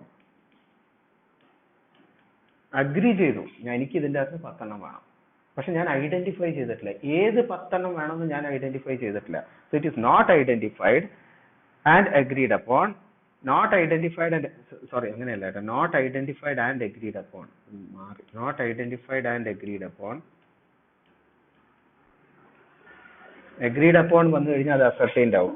അതായത് not identified and agreed upon, ഞാൻ not identified and agreed upon at the time of contract of sale. ബാക്കി എല്ലാം സെയിം ആണ്. അപ്പൊ ഒരു കോൺട്രാക്ട് ഓഫ് സെയിൽ നടക്കുന്ന സമയത്ത് ഞാൻ എന്ത് ഗുഡ്സ് ആണോ എനിക്ക് ഡെലിവർ ചെയ്യേണ്ടത് അത് ഞാനും സെല്ലറും കൂടെ ചേർന്ന് ഐഡന്റിഫൈ ചെയ്ത് നമ്മൾ രണ്ടുപേരും മ്യൂച്വൽ കൺസെന്റോട് കൂടി അഗ്രി ചെയ്ത് കഴിയുകയാണെന്നുണ്ടെങ്കിൽ അത് സ്പെസിഫൈഡ് ഗുഡ്സ് ആണ്. മറ്റേ അൺഅസർട്ടൈൻഡ് ഗുഡ്സ് എന്ന് പറഞ്ഞു കഴിഞ്ഞാൽ അത് ഐഡന്റിഫൈ ചെയ്തിട്ടില്ല, അഗ്രി അപ്പോൺ ചെയ്തിട്ടില്ല. Okay, at the time of contract of sale, but a description is made. Description എന്ന് പറഞ്ഞാൽ എന്താണ് ഡിസ്ക്രിപ്ഷൻ? ഡിസ്ക്രിപ്ഷൻ എന്ന് പറഞ്ഞാൽ എനിക്ക് സൺഫ്ലവർ ബ്രാൻഡ് ഓയിൽ വേണം, 10 ടിന്ന് വേണം, ഓരോ ടിന്നിനും 1 ലിറ്റർ ആയിരിക്കണം. ഡിസ്ക്രിപ്ഷൻ കംപ്ലീറ്റ് ആയിട്ട് സെല്ലറിന് പറഞ്ഞു കൊടുത്തു. സെല്ലറിന്റെ ഗോഡൌണിൽ പോയി കണ്ടു, 100 എണ്ണം അവിടെ ഇരിക്കുന്നുണ്ട്, എനിക്ക് ഇതിന്റെ അകത്ത് 10 എണ്ണം വേണം. അത് ഡിസ്ക്രൈബ് ചെയ്ത് കൊടുത്തു. പക്ഷെ സെല്ലറും ബയറും കൂടെ ചേർന്ന് ആ കോൺട്രാക്ട് ഓഫ് സെയിൽ എൻ്റർ ചെയ്യുന്ന ആ സമയത്ത്, at the time of contract of sale, both of us have not identified and agreed upon the goods. ഈ 100 ടിന്നിലെ ഏത് 10 ടിന്ന് വേണം എന്നുള്ളത് ഐഡന്റിഫൈ ചെയ്യുകയും അഗ്രി ചെയ്യുകയും ചെയ്തിട്ടില്ല, പക്ഷെ ഡിസ്ക്രിപ്ഷൻ കൊടുത്തു. ഈ അൺഅസർട്ടൈൻഡ് ഗുഡ്സ് എപ്പോഴാണ് അസർട്ടൈൻഡ് ഗുഡ്സ് ആയി മാറുന്നത്? അസർട്ടൈൻഡ് ഗുഡ്സ് ആയിട്ട് മാറുന്നത് എപ്പോഴാണ് അസർട്ടൈൻഡ് ഗുഡ്സ് ആയിട്ട് മാറുന്നത്? അസർട്ടൈൻഡ് ഗുഡ്സ് ആയിട്ട് മാറുന്നത്, ഇനി ശ്രദ്ധിച്ചോളൂ, ഐഡന്റിഫൈഡ്. ഇവിടെ ഇനി ഞാൻ അതും പറഞ്ഞിട്ട് ഞാൻ പോയി. ഇനി സെല്ലർ എന്ത് ചെയ്യും? ഞാൻ സെല്ലർ എടുത്ത് പറഞ്ഞു എനിക്ക് ഇതിന്റെ അകത്ത് 10 ടിന്ന് വേണമെന്ന് പറഞ്ഞിട്ട് കോൺട്രാക്ട് ഓഫ് സെയിൽ എൻ്റർ ചെയ്യുന്ന സമയത്ത് ഞങ്ങൾ രണ്ടുപേരും ഐഡന്റിഫൈ ചെയ്യാതെ അഗ്രി ചെയ്യാതെ ഞാൻ പോയി. ഇനി സെല്ലർ അത് ഐഡന്റിഫൈ ചെയ്യും. It is identified. എങ്ങനെ ഐഡന്റിഫൈ ചെയ്യും? in accordance with the agreement. അതായത് ഞാൻ കുറെ ഡീറ്റെയിൽ ആയിട്ട് കുറെ ഡിസ്ക്രിപ്ഷൻ ഒക്കെ പറഞ്ഞു പോയില്ലേ, എന്നിട്ട് അതിൽ ആ അഗ്രിമെന്റിനനുസരിച്ച് ഈ സെല്ലർ എന്ത് ചെയ്യുന്ന വെച്ച് കഴിഞ്ഞാൽ ഇതിന്റെ അകത്തുനിന്ന് 10 ടിൻ ഐഡന്റിഫൈ ചെയ്യും. എങ്ങനെ identify? In accordance with the agreement, after the time a contract of sale is made. Okay, contract of sale എപ്പോഴാണ് ഉണ്ടാക്കിയത്? ഞങ്ങൾ രണ്ടുപേരും ഇരുന്ന് തീരുമാനിച്ചു. ഗോഡൌണിൽ പോയി പറഞ്ഞു എനിക്ക് 10 ടിന്ന് വേണമെന്ന് പറഞ്ഞു, ഡിസ്ക്രിപ്ഷൻ പറഞ്ഞു. ആ സമയത്ത് കോൺട്രാക്ട് ഓഫ് സെയിൽ ആയി കഴിഞ്ഞു. ഓക്കെ, ആ സമയത്ത് കോൺട്രാക്ട് ഓഫ് സെയിൽ ആയി കഴിഞ്ഞു. ആ കോൺട്രാക്ട് ഓഫ് സെയിൽ ആയ സമയത്ത് ഞങ്ങൾ രണ്ടുപേരും ഐഡന്റിഫൈ ചെയ്തിട്ടുണ്ടോ? ഇല്ല. എന്നിട്ട് ഞാൻ പോയതിന് ശേഷം ബയർ അയാൾക്ക് സമയം കിട്ടുമ്പോൾ അയാൾ ഇതിന്റെ അകത്ത് 10 ടിൻ ഐഡന്റിഫൈ ചെയ്തു. എങ്ങനെ ഐഡന്റിഫൈ ചെയ്തു? സെല്ലർ ഐഡന്റിഫൈ ചെയ്തു. സെല്ലർ ഐഡന്റിഫൈ ചെയ്തിട്ട് in accordance with agreement identify ചെയ്തിട്ട് എപ്പോഴും ഐഡന്റിഫൈ ചെയ്യുന്ന after the contract of sale is made. Specific ഗുഡ്സിൽ at the time of contract of sale is made ആണ്. അൺഅസർട്ടൈൻഡ് ഗുഡ്സിന്റെ അകത്തും at the time contract of sale is made ആണ്. നേരെ മറിച്ച് അസർട്ടൈൻഡ് ഗുഡ്സിൽ after the time contract of sale is made ആണ്. Identify ചെയ്ത് 10 ടിന്ന് മാറ്റി വെക്കും. അങ്ങനെ മാറ്റി വെച്ച് കഴിയുമ്പോൾ അത് അസർട്ടൈൻ ഗുഡ്സ് ആയിട്ട് മാറി. ഓക്കെ, ഈ അൺഅസർട്ടൈൻ ഗുഡ്സും അസർട്ടൈൻ ഗുഡ്സും ഇതിന്റെ അകത്ത് ഡിഫൈൻ ചെയ്തിട്ടില്ല ബെയർ ആക്ടില്. പക്ഷെ അസർട്ടൈൻ ഗുഡ്സ് ഒരു കേസ് ലോയിലൂടെ വന്നിട്ടുണ്ട്. അപ്പൊ അത് ആ കേസ് ലോ ഒന്ന് എഴുതി വെക്കുക. റിഗാർഡിംഗ് വെയിറ്റ്, ഇതിന്റെ ഡീറ്റെയിൽസിലേക്ക് ഒന്നും പോകണ്ട, ജസ്റ്റ് ഇത് എഴുതി വെച്ചാൽ മതി. ഈ കേസ് ലോയിലൂടെയാണ് അസർട്ടൈൻഡ് ഗുഡ്സ് എന്താന്നുള്ളത് REWAIT ഈ കേസ് ലോ എഴുതി വെക്കുക. അവിടെയാണ് അസർട്ടൈൻ ഗുഡ്സ് ഇങ്ങനെയാണെന്നുള്ളത് ഡിഫൈൻ ചെയ്തിരിക്കുന്നത്. അതായത് identified in accordance with agreement after the time a contract of sale is made. ഇനി നമ്മൾ എവിടെയൊക്കെ എത്തി? എക്സിസ്റ്റിംഗ് ഗുഡ് കഴിഞ്ഞു, അൺഅസർട്ടൈൻഡ് കഴിഞ്ഞു, സ്പെസിഫിക് കഴിഞ്ഞു, അസർട്ടൈൻ ഗുഡ്സ് ഇല്ല. പിന്നെ ഇനി ഫ്യൂച്ചർ ഗുഡ്സ് എന്താന്നുള്ളത്. ഈ അൺഅസർട്ടൈൻഡ് ഗുഡ്സ് അസർട്ടൈൻ ചെയ്ത് കഴിയുമ്പോൾ അത് എന്ത് പറ്റുമെന്ന് പറയാം? സ്പെസിഫിക് ഗുഡ്സ് ആയിട്ട് മാറുക. അതും കൂടെ ജസ്റ്റ് ഒന്ന് മനസ്സിലായി. അത് ഒരു ടൈപ്പ് ഓഫ് സ്പെസിഫിക് ഗുഡ് ആണ്. Specific good the moment it is ascertain, അതൊരു സ്പെസിഫിക് എല്ലാ രീതിയിലും അതിന്റെ ഡിസ്ക്രിപ്ഷൻ കഴിഞ്ഞു, പറഞ്ഞ രീതിയിലായി. ഇനി ഇത് മാറ്റാൻ പറ്റില്ല. Once the goods are ascertain അത് സ്പെസിഫിക് ഗുഡ്സ് മാതിരിയായി, അത് ഐഡന്റിഫൈ ചെയ്ത് കഴിഞ്ഞു. ഓൺലി തിങ് ഈസ് അത് കോൺട്രാക്ട് ഓഫ് സെയിൽ കഴിഞ്ഞിട്ട് ചെയ്യുന്നതാണെന്നേ ഉള്ളൂ. ഇനി ഫ്യൂച്ചർ ഗുഡ്സ് എളുപ്പമാണ്, കാരണം വെച്ചാൽ അത് ഡയറക്റ്റ് ആയിട്ട് ഡിഫൈൻ ചെയ്തിട്ടുണ്ട്. ഫ്യൂച്ചർ ഗുഡ്സ് എവിടെയാ പറഞ്ഞിരിക്കുന്നത്? ഇതാണ് ഫ്യൂച്ചർ ഗുഡ്സ്. ആ വ്യത്യാസം നോക്കൂ. എക്സിസ്റ്റിംഗ് ഗുഡും ഫ്യൂച്ചർ ഗുഡും തമ്മിലുള്ള വ്യത്യാസം നോക്കണം. കാരണം ഗുഡ്സിനെ 3 ആയിട്ട് ക്ലാസിഫൈ ചെയ്യാന്ന് പറഞ്ഞു. എക്സിസ്റ്റിംഗ് ഗുഡ് എന്തായിരുന്നു? ഫിസിക്കലി എക്സിസ്റ്റ് ചെയ്യണം, ഓണർ ആവാം, പൊസഷനിലായാലും മതി, at the time of contract of sale is made. at the time of contract of sale is അത് വളരെ ഇമ്പോർട്ടന്റ് ആണ്. കോൺട്രാക്ട് ഓഫ് സെയിൽ എൻ്റർ ചെയ്യുന്ന സമയത്ത് ഫിസിക്കലി എക്സിസ്റ്റ് ചെയ്തിട്ടുണ്ടായിരിക്കണം. അത് ഓണറുടെ പൊസിഷൻ കപ്പാസിറ്റിയിലും ആവാം, അയാളുടെ പൊസിഷനിലും ഉണ്ടായാലും മതി. പക്ഷെ ഫ്യൂച്ചർ ഗുഡ്സ് എന്താ പറയുന്നത്? Good means goods to be manufactured. Physically exist ചെയ്യുന്ന പോലും ഇല്ല. ചിലപ്പോൾ ഞാൻ റോൾസ് റോയ്സിന് ഓർഡർ കൊടുക്കുക, അത് ഓർഡർ കിട്ടിക്കഴിഞ്ഞാലേ അത് ഉണ്ടാക്കുള്ളൂ. That is yet to be manufactured. It is not physically existing. ആ സമയത്ത് എക്സിസ്റ്റ് ചെയ്യുന്നില്ല. To be manufactured or produced. Manufacture ചെയ്യേണ്ടി വരും അല്ലെങ്കിൽ പ്രൊഡ്യൂസ് ചെയ്യേണ്ടി വരും. Okay, or acquired by the seller. Seller പറയും ഇപ്പൊ ഞങ്ങളുടെ അടുത്ത് അതില്ല, ഞങ്ങൾക്ക് അത് അക്വയർ ചെയ്യണം. നിങ്ങൾ പറഞ്ഞ സാധനം ഞങ്ങളുടെ അടുത്തില്ല, ഞങ്ങൾ 1 മാസത്തിന്റെ ഉള്ളിൽ ഞങ്ങൾ സംഘടിപ്പിച്ച് നിങ്ങൾക്ക് തരാം. So either it will have to be manufactured or produced or acquired by the seller after making the contract of sale. Okay, അപ്പം ഞാനിപ്പം ഇവിടെ നന്ദിലത്തിൽ പോയി എനിക്കൊരു സാധനം മേടിക്കണം. അവർ പറഞ്ഞു ഇതിപ്പോ സാധനം ഇപ്പൊ ഇല്ല, ഞങ്ങൾ 1 മാസത്തിന്റെ ഉള്ളിൽ ഡെലിവറി ചെയ്ത് തരാം. ഇപ്പൊ സാധനം ഇവിടെ അവൈലബിൾ അല്ല, we have to manufacture it. അല്ലെങ്കിൽ ഞങ്ങൾക്ക് അത് പ്രൊഡ്യൂസ് ചെയ്യണം, അല്ലെങ്കിൽ ഞങ്ങൾക്കത് ഞങ്ങളുടെ ഹോൾസെയിലറിന്റെ അടുത്ത് അത് അക്വയർ ചെയ്ത് എടുത്തിട്ട് വേണം, കുറച്ച് സമയം എടുക്കും. അപ്പം ഞാൻ ഓക്കെ പറയണം. അപ്പൊ ഞാനും അയാളും തമ്മിൽ ഒരു കോൺട്രാക്ട് ഓഫ് സെയിൽ അവിടെ ഒപ്പിട്ട് കഴിഞ്ഞു. നമ്മളൊരു കോൺട്രാക്ട് ഓഫ് സെയിൽ എൻ്റർ ചെയ്തു. പക്ഷെ ഈ ഗുഡ്സ് കോൺട്രാക്ട് ഓഫ് സെയിൽ ചെയ്തതിന് ശേഷം after making the contract of sale അത് മാനുഫാക്ചർ ചെയ്യോ പ്രൊഡ്യൂസ് ചെയ്യോ അക്വയർ ചെയ്യോ വേണം. അപ്പൊ ഫ്യൂച്ചർ ഗുഡ്സിന്റെ ഒരു കോൺട്രാക്ട് ഓഫ് സെയിൽ എന്ന് പറയുന്നത് സെയിലാണോ അഗ്രിമെന്റ് ടു സെല്ലാണോ?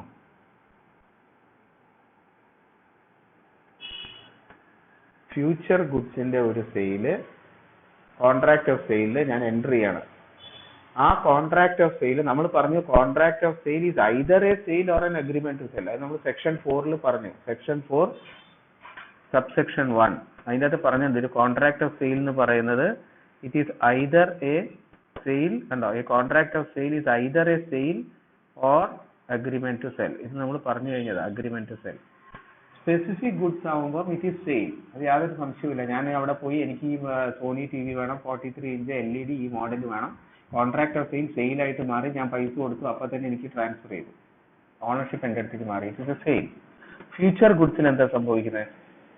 ഞാൻ അവിടെ പോയി, അയാൾ പറഞ്ഞു ഇപ്പൊ സാധനം ഇല്ല, അത് മാനുഫാക്ചർ ചെയ്തിട്ട് വേണം, 1 മാസം സമയം എടുക്കും, അല്ലെങ്കിൽ ബയർ മറ്റൊരിടത്ത് അക്വയർ ചെയ്തിട്ട് വേണം. ഞാൻ കോൺട്രാക്ട് ഓഫ് സെയിൽ ഒപ്പിട്ടിട്ട് പോകുന്നു. ആ കോൺട്രാക്ട് ഓഫ് സെയിൽ ഒരു സെയിലാണോ അഗ്രിമെന്റ് ടു സെല്ലാണോ? അഗ്രിമെന്റ് ടു സെല്ലാണ്. കാരണം എന്താ വെച്ച് കഴിഞ്ഞാൽ ഓണർഷിപ്പ് ഇപ്പോഴൊന്നും മാറാൻ പോകുന്നില്ല. ബിക്കോസ് ഇവിടെ എന്താ സംഭവിച്ചിരിക്കുന്നത്, ഗുഡ്സിന്റെ ട്രാൻസ്ഫർ എപ്പോഴാണ് നടക്കാൻ പോകുന്നത്? After A fixed time. ചിലപ്പോൾ അയാൾ പറയും 1 മാസമെങ്കിലും വെയിറ്റ് ചെയ്യേണ്ടി വരും. അപ്പൊ there will B A fixed time.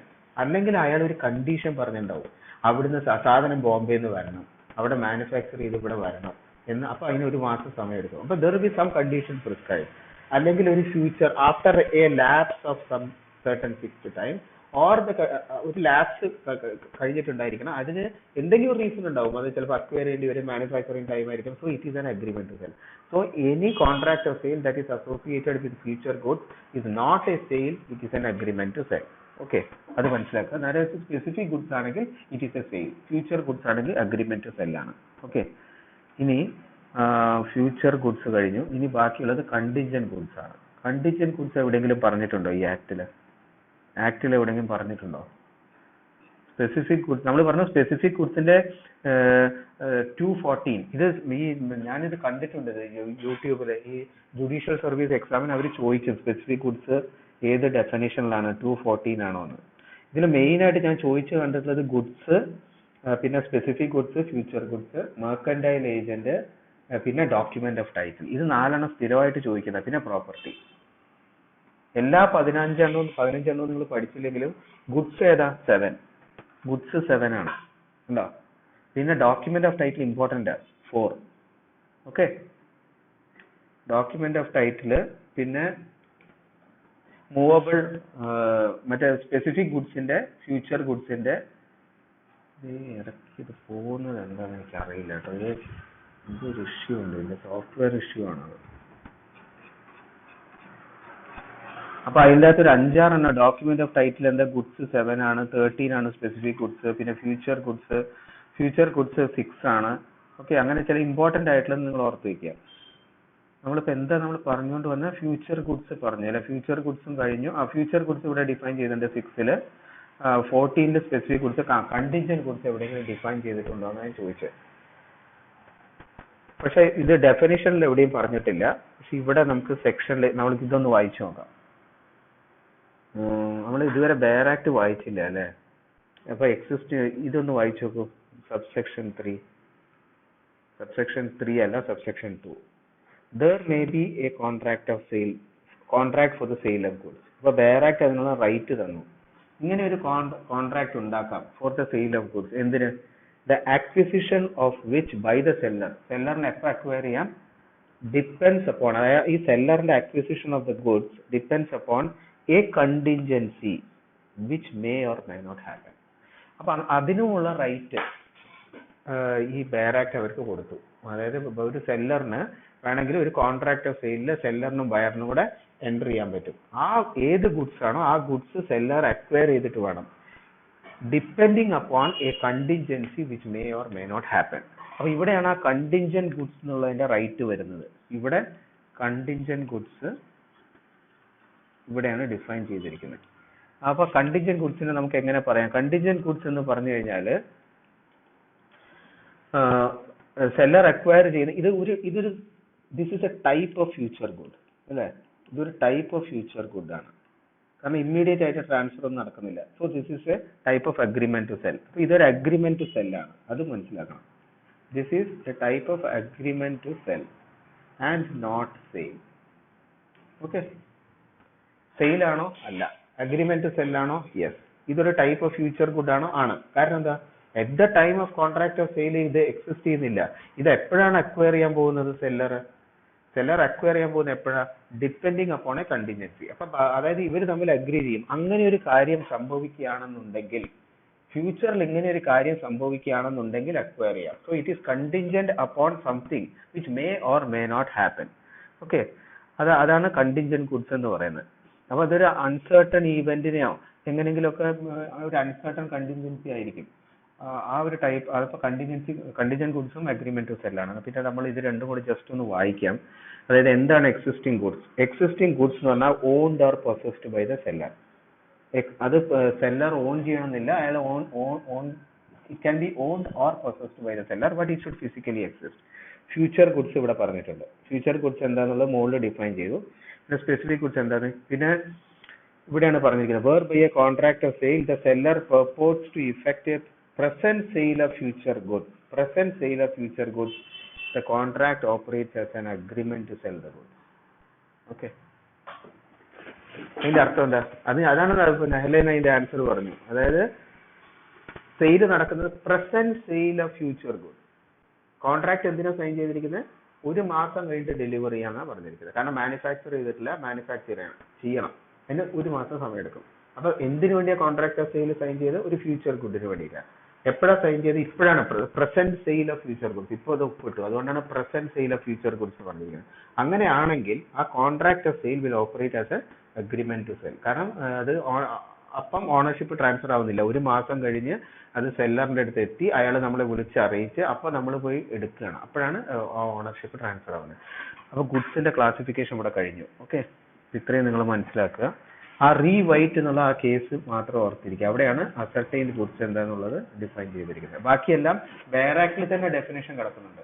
ഇവിടെ കണ്ടോ, എക്സിസ്റ്റിംഗ് ഗുഡ് ഇവിടെ കിടക്കുന്നുണ്ട്, സ്പെസിഫിക് ഗുഡ്സ് മുകളിലുണ്ട്, ഫ്യൂച്ചർ ഗുഡ്സ് ഇവിടെയുണ്ട്, ഇവിടെ കണ്ടിൻജന്റ് ഗുഡ്സ് കിടക്കുന്നുണ്ട്. ഈ അസർട്ടൈൻഡ് അൺഅസർട്ടൈൻഡിൽ മാത്രം ഈ ബെയർ ആക്ടിൽ ഒരു സ്പെസിഫിക് ഡെഫിനേഷൻ ഇല്ല. That has come through a case law റീവെയിറ്റ് എന്നുള്ളത് എഴുതി വെച്ചാൽ മതി. അപ്പൊ നമ്മുടെ സെക്ഷൻ 6 കഴിഞ്ഞു. ഇനി ഇതിനകത്ത് അടുത്ത ഇമ്പോർട്ടന്റ് ആയിട്ടുള്ള സെക്ഷനാണ് പ്രൈസ് 9, 10. അപ്പൊ ഇനി നമുക്ക് ശരിക്കും ഓർഡറിൽ തന്നെ പോവാം കേട്ടോ.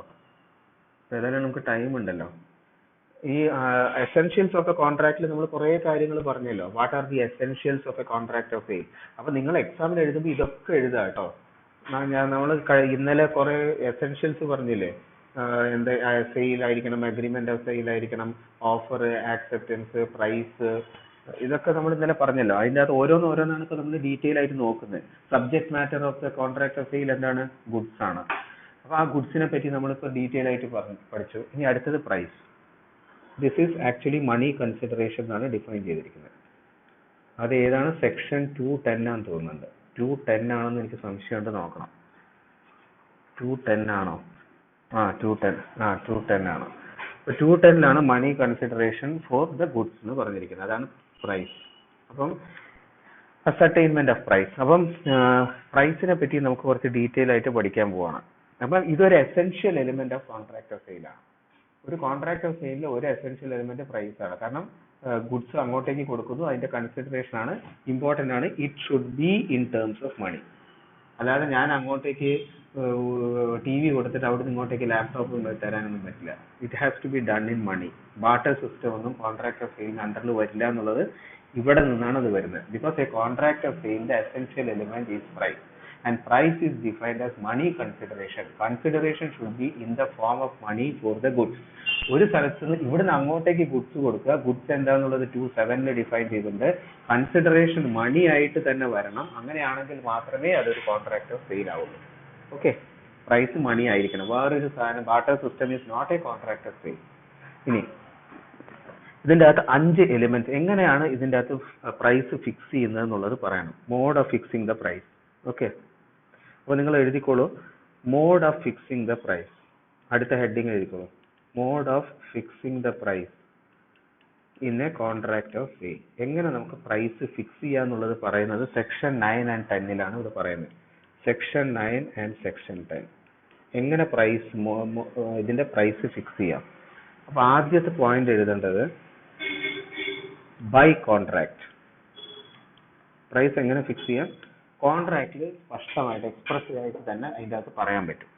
Okay, the price in a contract of sale may be fixed by the contract. കോൺട്രാക്റ്റിൽ വ്യക്തമായിട്ട് പറയാം, ഈ ഗുഡ്സ് ആണ് നിങ്ങൾ എനിക്ക് ഡെലിവർ ചെയ്യേണ്ടത്, ഞാൻ നിങ്ങൾക്ക് ഇത്ര പൈസ തരും, ഒരു യൂണിറ്റിന് എത്ര പൈസ തരും, ഇത്ര യൂണിറ്റ് വേണം, വ്യക്തമായിട്ട് കോൺട്രാക്റ്റിൽ പറഞ്ഞിട്ടുണ്ട്. That is one way of fixing the price in a contract of sale. രണ്ടാമത്തെ മെത്തേഡ് എന്താണ്? in a manner provided by the contract. In a manner provided by the contract. കോൺട്രാക്റ്റിൽ പറഞ്ഞിട്ടുണ്ടാവും അത് എങ്ങനെ ചെയ്യണം. അപ്പൊ ഫിക്സ് ചെയ്തിട്ടുണ്ടാവില്ല. ആ contract of sale amount fix ചെയ്തിട്ടുണ്ടാവില്ല. പക്ഷെ അത് ഏത് രീതിയിൽ ഫിക്സ് ചെയ്യണം, ഏത് മാനറിൽ ഫിക്സ് ചെയ്യണം എന്നുള്ളത് കോൺട്രാക്റ്റിൽ പ്രൊവൈഡ് ചെയ്തിട്ടുണ്ടാവും. ഓക്കെ, അതായത് ഇപ്പൊ ഒരു എക്സാമ്പിൾ പറയുകയാണെന്നുണ്ടെങ്കിൽ ഡിസ്പാച്ച് ചെയ്യുന്ന ഡേറ്റിൽ നിങ്ങൾ ഗുഡ്സ് ഡിസ്പാച്ച് ചെയ്യുന്ന ഡേറ്റിലെ മാർക്കറ്റ് പ്രൈസ് എന്താണോ ആ പ്രൈസിന് നമുക്ക് സാധനം എടുക്കാന്നുള്ളത് ഇവർ തമ്മിൽ അഗ്രി ചെയ്യും. അതിപ്പോ കോൺട്രാക്ട് ഓഫ് സെയിൽ വ്യക്തമായിട്ട് പറഞ്ഞിട്ടുണ്ടാവില്ല, പക്ഷെ മാനർ പറഞ്ഞിട്ടുണ്ടാവും. നിങ്ങൾ എന്നാണ് ഗുഡ്സ് അയക്കുന്നത് ആ ദിവസത്തെ മാർക്കറ്റ് വാല്യൂ എന്താണോ ആ മാർക്കറ്റ് വാല്യൂ ആയിരിക്കും ഈ ഗുഡ്സിന്റെ പ്രൈസ് എന്നുള്ളത് കോൺട്രാക്ട് ഓഫ് സെയിൽ എഴുതി ചേർക്കുന്നുണ്ടാവും. അപ്പം പ്രൈസ് എഴുതിയിട്ടില്ലെങ്കിലും മാനർ പറഞ്ഞിട്ടുണ്ടാവും. അപ്പൊ അത് അവിടെ എഴുതി വെക്കുക. ഓക്കെ, അത് എഴുതി market price on date of dispatch അത് എഴുതി വെച്ചോളൂ. Market price on date of dispatch. ഞാൻ അതിനൊരു എക്സാമ്പിൾ പറഞ്ഞു എന്നേ ഉള്ളൂ. In the manner provided by the കോൺട്രാക്ടിന് ഒരു എക്സാമ്പിൾ പറഞ്ഞു എന്നേ ഉള്ളൂ. ഓക്കെ, ഇനി മൂന്നാമത്തേത് എന്താ? അത് അപ്പൊ ഈ സെക്ഷൻ 9 സബ്സെക്ഷൻ 1 കഴിഞ്ഞു കേട്ടോ. To be left fixed in a manner thereby agreed. ഇനി മൂന്നാമത്തേതാണ് course of dealing between the parties. Course of dealing between the parties. മൂന്നാമത്തെ പോയിന്റ് എഴുതിയല്ലോ. എന്താണ് ഈ course of dealing between the parties എന്ന് പറഞ്ഞു കഴിഞ്ഞാൽ? Course of dealing between the parties എന്ന് പറഞ്ഞാൽ ഞാനൊരു സെല്ലറാണ്, വേറൊരു ബയറുണ്ട്. ഞങ്ങൾ സ്ഥിരമായിട്ട് ഈ കച്ചവടം ചെയ്യുന്ന ആൾക്കാരാണ്. നമ്മൾ തമ്മിൽ we are already in this business. So ഇതിനു മുമ്പ് എങ്ങനെ ചെയ്തിരുന്നു അങ്ങനെ തന്നെ ആയിക്കോട്ടെ. അതായത് ഇതുവരെ നമ്മൾ എങ്ങനെ ചെയ്തിരുന്നത്, ഡിസ്പാച്ച് ചെയ്യുന്ന സമയത്ത് മാർക്കറ്റ് പ്രൈസ് എത്രയാണോ അങ്ങനെയാണ് നമ്മൾ പ്രൈസ് ഫിക്സ് ചെയ്തിരുന്നത്. സോ വി വിൽ സബ്സിക്വന്റ് കോൺട്രാക്ട്സിലും അങ്ങനെ തന്നെ ആയിക്കോട്ടെ. അതാണ് course of dealing between the parties എന്ന് പറഞ്ഞു കഴിഞ്ഞാൽ. അത് ഇതിന്റെ അകത്തുള്ള ഒരു പ്രാവശ്യം ചെയ്തത് കൊണ്ട് മാത്രം കോഴ്സ് ഓഫ് ഡീലിംഗിൽ വരില്ല. അതായത് ഒരു കോഴ്സ് ഓഫ് ഡീലിംഗ് എന്ന് പറഞ്ഞാൽ ഒരുപാട് തവണ ചെയ്തിട്ടുണ്ടായിരിക്കണം, സ്ഥിരമായിട്ട് നടക്കുന്ന ഒരു കാര്യമാണ്. അപ്പൊ അത് തന്നെ സബ്സിക്വന്റ് ഇതിലും കണ്ടിന്യൂ ചെയ്യാം എന്നുള്ളതാണ് കോഴ്സ് ഓഫ് ഡീലിംഗ് എന്ന് പറഞ്ഞു കഴിഞ്ഞാൽ അർത്ഥം. ഓക്കെ, കോഴ്സ് ഓഫ് ഡീലിംഗിന്റെ അതിനനുസരിച്ചിട്ട് കണ്ടിന്യൂ പ്രൈസ് ഡിറ്റർമിൻ ചെയ്യാൻ പറ്റും. ഇനി ഫോർത്ത് എന്താണ്? ഞാൻ ഫോർത്ത് ഇവിടെ എഴുതാണ്, റീസണബിൾ പ്രൈസ്. എപ്പോഴാണ് ഈ റീസണബിൾ പ്രൈസിന് പ്രസക്തി വരുന്നത്? സബ്സെക്ഷൻ 2 നോക്കൂ. Where the price is not determined in accordance with the foregoing provisions.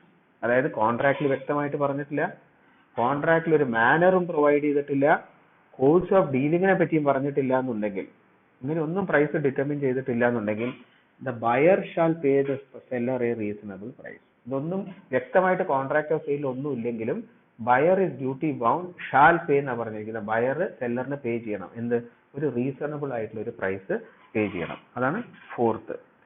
ഇനി fifth one, what is a reasonable price is a question of fact dependent on അത് court തീരുമാനിക്കും. Okay, depending on the circumstances of the case court can decide what is a reasonable price. അവർ എന്തെങ്കിലും ഒരു dispute parties തമ്മിൽ ഉണ്ടെന്നുണ്ടെങ്കിൽ that is a question of fact.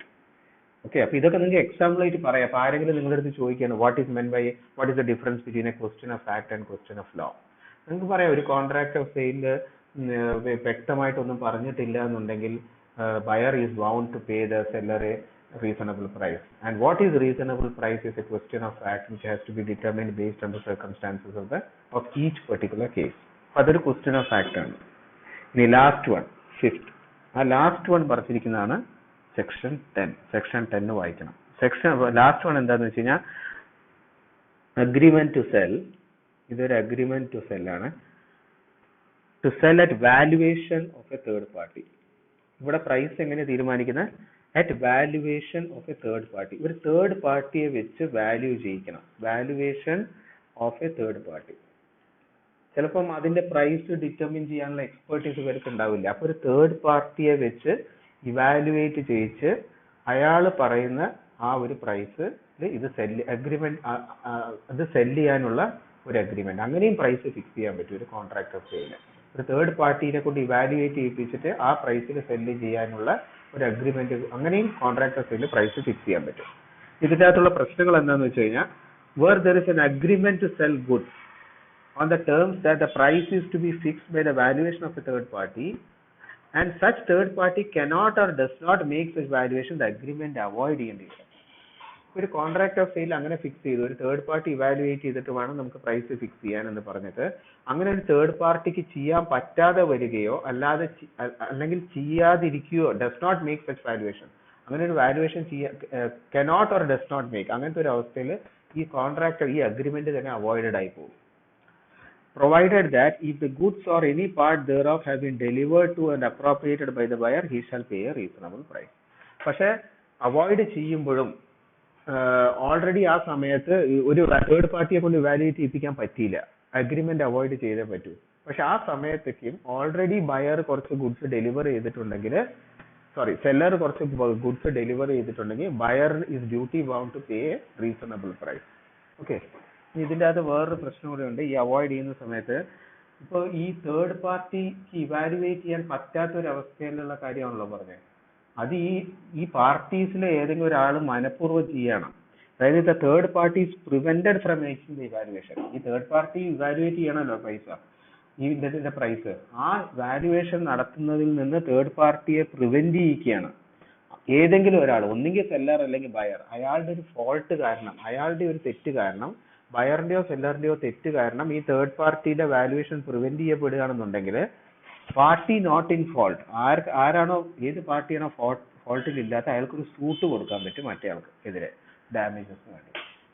അതായത് ഇപ്പൊ ഒരു സെല്ലറും ബയറും കൂടെ അഗ്രി ചെയ്തു കോൺട്രാക്ട് ഓഫ് സെയിലിൽ പ്രൈസ് എന്ന് പറയുന്ന ഒരു തേർഡ് പാർട്ടി വാല്യുവേഷനിലൂടെ നമുക്ക് ഫിക്സ് ചെയ്യാം. പക്ഷെ ബയറിന്റെ ഒരു ഫോൾട്ട് കാരണം ഈ തേർഡ് പാർട്ടി വാല്യുവേഷൻ നടക്കാതെ പോയി. അപ്പൊ സെല്ലറിന് ഒരു റൈറ്റ് ഉണ്ട് ബയറിനെതിരെ സ്യൂ ചെയ്യാൻ, കാരണം ബയറിന്റെ ഫോൾട്ട് കാരണമാണ് തേർഡ് പാർട്ടി വാല്യുവേഷൻ നടക്കാതെ പോയത്. അപ്പം സെല്ലറിന് ഇയാൾക്കെതിരെ സൂട്ട് ഫയൽ ചെയ്യാൻ പറ്റും, കാരണം ബയറിന്റെ ഫോൾട്ട് കാരണമാണ് തേർഡ് പാർട്ടി വാല്യുവേഷൻ നടക്കാതെ പോയത്. So seller can maintain A suit four damages, മറ്റേ ബയർക്കെതിരെ സൂട്ട് ഫയൽ ചെയ്യാൻ പറ്റും. ഓക്കെ, അപ്പം 5 രീതിയിൽ നമ്മൾ പ്രൈസ് ഫിക്സ് ചെയ്തു. ഒന്ന് ഫിക്സ്ഡ് ആയിട്ട് കോൺട്രാക്റ്റിൽ പറഞ്ഞു. 2 manner is provided in the contract, അതായത് മാർക്കറ്റ് നിങ്ങൾ ഡിസ്പാച്ച് ചെയ്യുന്ന ഡേറ്റിലെ മാർക്കറ്റ് പ്രൈസ് എത്രയാണോ അത്ര തന്നാൽ മതി.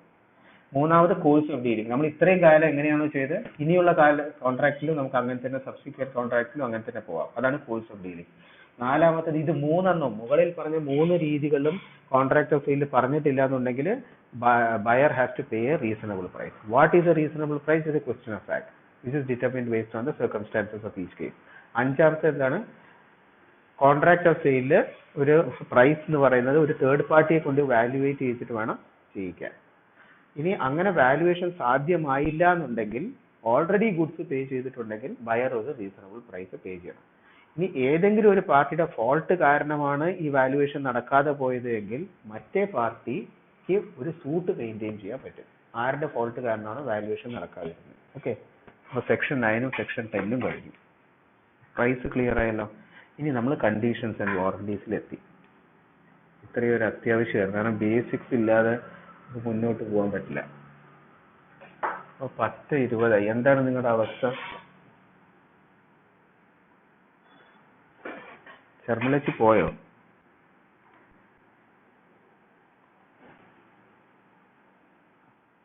എപ്പോഴാ പോണ്ടത്?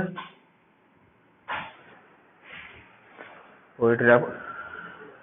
നമ്മളിപ്പോ ഇപ്പൊ നിർത്തണോ എന്നിട്ട് കുറച്ച് കഴിഞ്ഞിട്ട് കണ്ടിന്യൂ ചെയ്യണോ അതോ ഇപ്പൊ തന്നെ കണ്ടിന്യൂ ചെയ്യണോ? നിങ്ങൾക്ക് ബ്രേക്ക് വേണോ? കാരണം ഓൾറെഡി 1 മണിക്കൂർ 20 മിനിറ്റ് ആയി.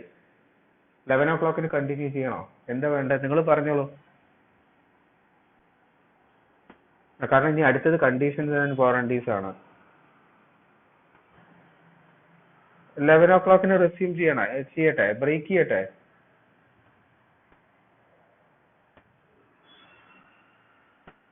പറഞ്ഞോളൂ നാഹില.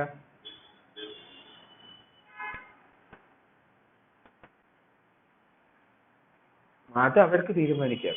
അതിപ്പോ ഞാൻ ചോദിക്കട്ടെ, നമുക്കിപ്പോ മെട്രോ സെയിൽ ഉണ്ടാക്കണം, മെട്രോന് ഇത് ചെയ്യണം എന്ന് വെക്കുക, അത് അതിന്റെ ആൾക്കാരോട് ചോദിക്കണം. കൺസേൺ അത് ബയർ ആൻഡ് സെല്ലർ അവർ അഗ്രി ചെയ്യുന്നതാണ്. അത് അതിൻ്റെ അകത്ത് പറഞ്ഞിട്ടുണ്ടല്ലോ, contract of sale is agreed upon. അതൊക്കെ എന്താ പറയാ, ചിലപ്പോൾ എക്സ്പെർട്ട് ഇവാലുവേഷൻ വേണ്ടി വരും. ഇവിടെ നോക്കൂ, where there is an agreement to sell goods on terms. ഇതൊരു വലിയ പ്രശ്നമാണ്. Where there is an agreement to sell the goods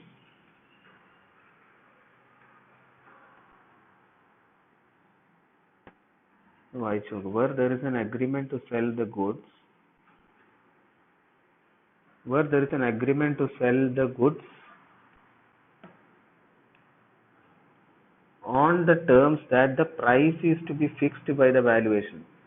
അത് അത് പാർട്ടീസ് തമ്മിൽ ഡിസൈഡ് ചെയ്യുന്നതാണ്. സെല്ലർ ഇപ്പൊ നമ്മൾ രണ്ടുപേരും കൂടി ഒരു കോൺട്രാക്റ്റിൽ എൻട്രി ചെയ്യണം. ആ ഗുഡ്സിന്റെ പ്രൈസ് എന്താന്ന് അസർട്ടൈൻ ചെയ്യാനുള്ള എക്സ്പെർട്ടീസ് നമുക്കില്ല. അപ്പൊ നമ്മൾ തമ്മിൽ ഒരു അഗ്രിമെന്റിലേക്ക് വരികയാണ്. ഈ ഗുഡ്സ് നമുക്ക് ഒരു ഇതിന്റെ പ്രൈസ് എന്താന്നുള്ളത് ഒരു തേർഡ് പാർട്ടിയെ കൊണ്ട് ഇവാലുവേറ്റ് ചെയ്യിപ്പിച്ചിട്ട് നമുക്ക് അങ്ങനെ പ്രൈസ് ഫിക്സ് ചെയ്യാം. നമ്മൾ അധികം വളരെ ജനറൽ ആയിട്ടുള്ള ഒരു ലാംഗ്വേജ് അല്ലേ അത്. അപ്പൊ അതിനുള്ള ഒരു ഗുഡ്സ് നമുക്കൊരു കൺസ്ട്രക്ഷൻ വർക്ക് വരെ ഇപ്പൊ ഈവൻ കോൺട്രാക്ട് ഓഫ് വർക്കും കോൺട്രാക്ട് ഓഫ് സർവീസ് ഒക്കെ ഇതിന്റെ അണ്ടറിൽ വരും. നമ്മളെ പഠിപ്പിച്ചിട്ടില്ല എന്നേ ഉള്ളൂ. കോൺട്രാക്ട് ഇപ്പൊ ഈ സർവീസ് വർക്ക്സ് ഒക്കെ ശരിക്കും ഇതിന്റെ അണ്ടറിലാണ് വരുന്നത്. കോൺട്രാക്ട് ഓഫ് അപ്പം ഈ കോൺട്രാക്ട് ആരാണോ അതിന് എക്സ്പേർട്ട് ആയിട്ടുള്ള ആൾക്കാർ അവരെ കൊണ്ട് നമുക്കത് ഇവാലുവേറ്റ് ചെയ്യിപ്പിച്ചെടുക്കാം. അത് ബയറും സെല്ലറും കൂടെ അഗ്രി ചെയ്യും ആരെ കൊണ്ട് ഇവാലുവേറ്റ് ചെയ്യിപ്പിക്കണം എന്നുള്ളതൊക്കെ. ഓക്കെ ഓക്കെ അപ്പൊ നമുക്ക് 11 മണിക്ക് കണ്ടിന്യൂ ചെയ്യാം. നിങ്ങൾ ചെറിയ ബ്രേക്ക് എടുത്തോളൂ. എന്നിട്ട് നമുക്ക് കോൺട്രാക്ട് ആൻഡ് വാറണ്ടീസ് കുറെ പറയാണ്ട് ഒന്ന് റിഫ്രഷ് ആയിട്ട് നമുക്ക് 11 o'clock സ്റ്റാർട്ട് ചെയ്താലോ?